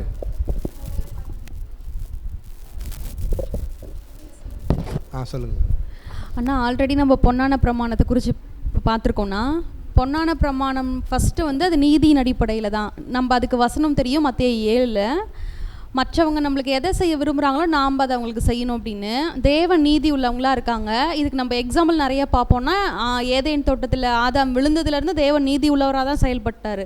நீதினா 100, அதாவது அதன் அடிப்படையில் செஞ்சால் மட்டும்தான் சரியாக இருக்கும், இல்லைனா தவறு. அதை எப்படி புரிஞ்சுக்கிறதுனா, ஒருத்தங்க மேலே அகாப்பை அன்பு காட்டணும், ஃபீலியும் அன்பு காட்டணும். இது வந்து அன்பை குறித்ததான ஒரு புரிதல். பட் இங்கே பொன்னான பிரமாணம் சொல்லியிருக்கோம் ஒரு விஷயம், இது பண்ணால் அன்பு வந்து இப்போ அவங்க தப்பு பண்ணால் ஒரு சில விஷயத்துக்கு வந்து ரெக்வஸ்ட் கொடுத்து அவங்கள மன்னிக்கலாம். ஆனால் நீதியின் அடிப்படையில் அந்த விஷயத்தை சரியாக ஹேண்டில் பண்ணால் மட்டும்தான் அவங்க அதில் வந்துட்டு ஆதாயப்படுத்த முடியும். இல்லைனா வெறுமனையாக அன்பு மட்டும் காட்டிட்டோம்னா அந்த இடத்துல தேவனுடைய கொள்கையை நம்ம மீறுறவங்களா இருப்போன்றது நம்மளுடைய புரிதலாக இருக்குது. Very good sister. நீங்கள் சொல்லுங்கள் விக்டோரியா சிஸ்டர். அந்த பாயிண்ட் தான் சொல்ல வந்தோம். இப்போ எப்படின்னா, ஒரு சகோதரன் நம்ம அன்பு வச்சுருக்கோன்னா அவங்க சத்தியத்தை வந்து கொஞ்சம் தவறுதலாகவே புரிஞ்சுக்கினாங்க. அவங்க அதிலே வளர்ந்துன்னு வராங்கன்னு தெரிஞ்ச பிறகு சரி அவங்க வந்து புரிஞ்சுக்குவாங்க அப்படின்னு சொல்லி அன்பே காட்டாமல் அது வந்து தப்புன்னு நம்ம அது தேவனுக்கு அதாவது அது விலக்கி சொல்லி நீதியாக அவங்கள வழி நடத்துறது தான் அது குழப்பிட்டு இருந்தது. இல்லை சிஸ்டர், நம்ம கேள்வி கேட்கும் போது யாராக என்ன புரிஞ்சிருக்கோ அதை பதிவு பண்ண கருத்துக்களுக்கு தான் கரெக்டு தான். சரியோ ரெண்டாவது அப்புறம் இப்போ வந்து அதான் நீதி ஒரு தவறு நடந்தா அன்பு செய்யலாம். ஆனால் அந்த அன்பே வந்து அவங்கள தவறுதலை கொண்டு போகுதுனாக்கா அது அந்த அன்பு கிடையாது. அவங்கள நீதியாக செயல்படுத்த நேரத்தில் நீதியை செலுத்தி தான் அவங்கள அன்பு காட்டணுன்றது. கடைசி ஒருத்தன வாய்ப்பு யார் பேசுகிறீங்க?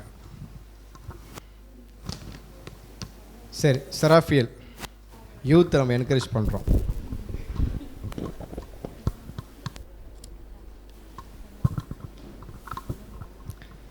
நீதி தான் வந்து ஆதாரமாக இருக்குது அப்படின்னு பார்க்குறோம். எப்படி சொல்லலாம்னா, இப்போ உலகத்தில் வந்து பொய் சொல்கிறது வந்து நன்மைக்காக பொய் சொன்னால் கூட சரி அப்படின்ற ஒரு மனப்பான்மை இருக்குது. ஆனால் நீதியின்படி பொய் சொல்கிறதே தப்பு. அப்போ நீதியை என்னான்னு புரிஞ்சாதான் நம்ம வந்து எது சரி எது தப்பு நம்மளால இது பண்ண பகுத்து பார்க்க முடியும். நீதினா நம்ம என்ன பண்ணணுமா? ஃபஸ்ட்டு தெரிஞ்சுக்கணும். உதாரணம் பார்க்கும்பொழுது தேவன் ஆதாம் நமக்கு தெரியல, பழைய எடுத்துக்காட்டு தான். ஆதாம் என்ன பண்ணாங்க? பாவம் செஞ்சிட்டாரு, கீழ்ப்படியாமல் போயிட்டாரு. போன உடனே தேவன் அப்ளை பண்ணது அன்பா நீதியா? இப்போனாங்க நீதி அப்படின்னா நீ சொல்லுது இங்கேருந்து வெளில போயிடு. நீதி ஃபாலோ பண்ணிட்டாரா? அப்ளை பண்ணிட்டாரு. பட் அப்படியே விட்டாரா? அடுத்து தான் வருது அன்பு, அரவணைப்பு. அப்போ நீதியை பேஸ் பண்ணி தான் அன்பை கொண்டு வராங்க. அந்த அன்பு எப்போ கொடுத்தாங்க தேவன்? வசனம் ஞாபகம் இருக்கா? லாஸ்ட் வரி சொல்கிறாங்க சிஸ்டர். முழு வசனம்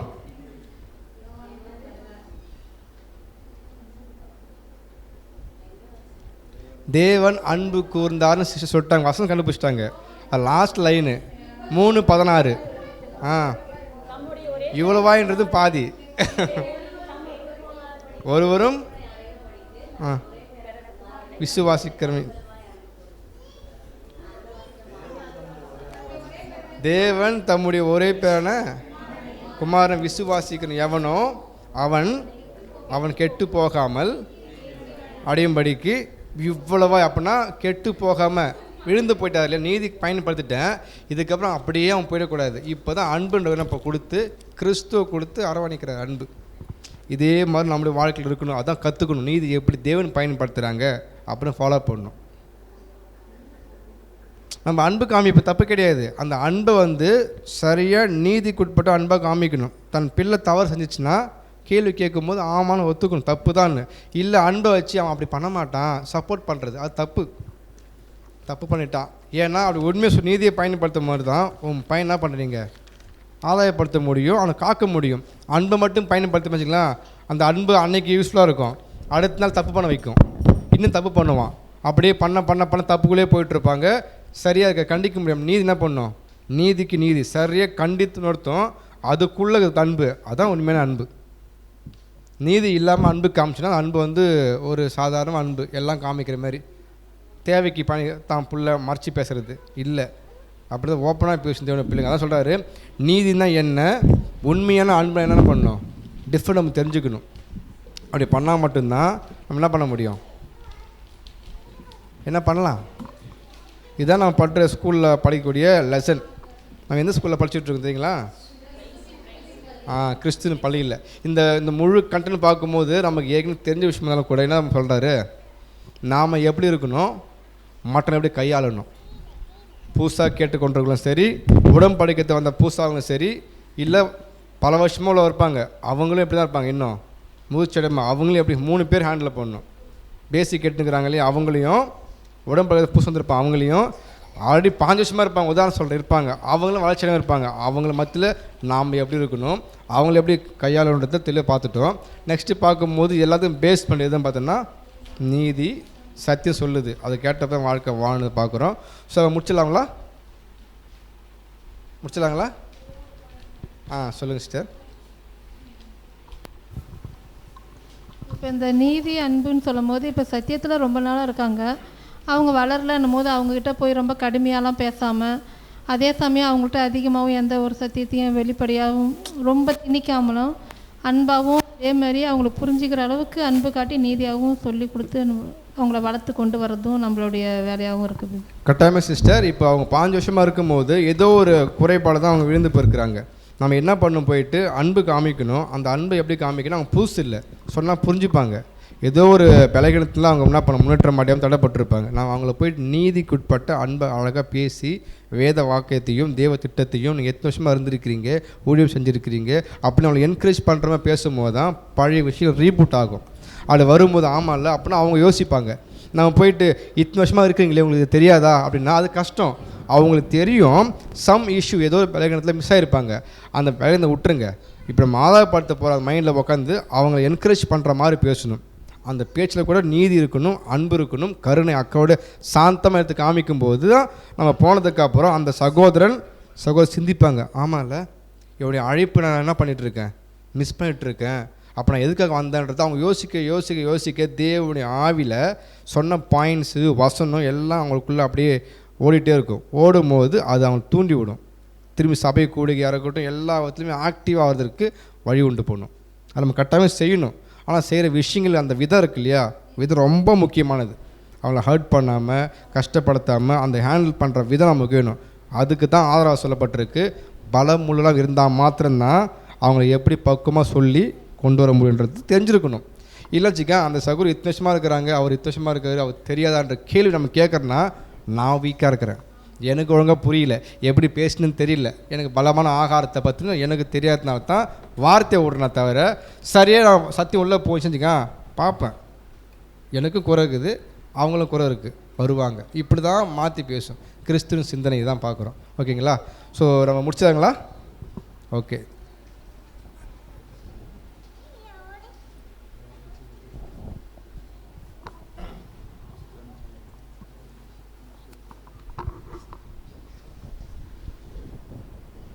ஓகே சரி, எல்லாருமே இந்த ஒரு ரீஃபரன்ஸ் வந்து பார்க்கும்போது அருமையாக ஷேர் பண்ணிங்க. நிறைய விஷயத்தை வந்து இதன் மூலமாக நம்ம என்ன பண்ணோம்னா கற்றுக்கொண்டோம். இதில் கடைசியாக வந்து நம்மளுடைய பொறுப்புன்றதை சொல்லியிருப்பார் இல்லையா, அதை தெளிவான அந்த நீரூற்றன்றையில் தெளிவான சத்தியத்தை கற்றுக்கொண்டு வரவங்கள அது வந்து எதற்கு அப்படின்னு பார்க்கும்போது அவங்க சரியான முடிவுகளை என்ன பண்ணுவாங்க எடுத்து அந்த ஒரு அஸ்திபாரம் கரெக்டானது கிறிஸ்துவின் மேலே அந்த அஸ்திபாரம் சரியாக அவங்க கட்டப்படணும். அந்த அஸ்திபாரம் என்ன அப்படின்னு பார்க்கும்போது கிறிஸ்து கேட்ட அந்த சாயில் என்ன பண்ணுவாங்க அடையிறது, குணலட்சண வளர்ச்சி அடையிறதுக்கு தான் அந்த கிறிஸ்துக்குள்ளான என்னது புது சிருஷ்டியினுடைய வளர்ச்சி இல்லைங்களா. நம்ம வந்து வெறும் கற்றுக்கொள்கிறது, சில நாலேஜ் வளர்த்துக்கிறோம், அறிவை வளர்த்துருக்குறோம், எல்லாரை காட்டிலும் அதிகமாக நமக்கு என்னது அப்படிலாம் என்னது கிடையாது. இன்றைக்கி உலகத்தில் நிறைய பேருக்கு வந்து பார்க்கும்போது ஞானம் இருக்குது, அறிவு இருக்குது, ஆனால் வந்து பார்க்கும்போது நிறைய விஷயத்தை நன்மையாக பேசுவாங்க, ஆனாலும் வந்து பார்க்கும்போது தவறான விஷயத்தை என்ன பண்ணுவாங்க இப்போ இது பண்ணுவோம். இப்போ நம்ம எக்ஸாம்பிளுக்கு ஒரே ஒரு விஷயம் சொல்கிறேன். இப்போ சமீபத்தில் ஒரு பிரபலமான ஒருத்தர் என்ன பண்ணிட்டாருன்னா இறந்துட்டார். ஆனால் நல்ல நாலேஜ் இருக்குது, அறிவு இருக்குது, திறமைகள் இருக்குது. ஆனால் என்னென்னா ஒரு வீக்னஸ் பாயிண்டில் என்ன பண்ணிட்டார், மாட்டினதுனால அவருடைய டோட்டல் என்ன ஆயிடுச்சு, டேமேஜ் ஆகிடுச்சு, விழுந்துட்டார் இல்லைங்களா. அது டெத்துக்குள்ளே அவங்களுக்கு என்ன பண்ணுது. அப்போ ஒரு புது சிருஷ்டிக்கு இதே தான், நம்ம நிறைய விஷயத்தை கற்றுக்கணுனாலும் அப்போ எது சரி எது தவறுன்னு பார்த்து எதில் நம்ம வளர்ச்சி அடைந்தால் கிறிஸ்டின் சாயில் என்னது வளர முடியும் அப்படின்றது அந்த ஒரு வளர்ச்சிக்குள்ளே நம்ம என்னது போகணும். அதுக்காகத்தான் நம்ம இப்படிப்பட்ட 7ஆம் தூதனுடைய அந்த ரீஃபரன்ஸ்லாம் என்ன பண்ணுறோம் படிக்கிறோம். ஓகேங்களா. ஏன்னா நம்ம எதுக்காக படிக்கிறோன்றது தெரியாமே நம்ம என்ன பண்ணக்கூடாது, கலந்தாய்வு பண்ணின்னு இருந்தோம்னா அதுலேயும் என்ன கிடையாது, புரோஜனம் இல்லை. இந்த கலந்தாய்வே எதுக்குன்றதை முதல்ல நம்ம என்ன பண்ணணும் தெரிஞ்சுக்கணும். சரி, நம்ம ஜெபித்து நம்ம முடிக்கலாம். நம்முடைய சகோதரர் அருணகிரி பிரதர் அவர்கள் ஜெபம் செய்வார்.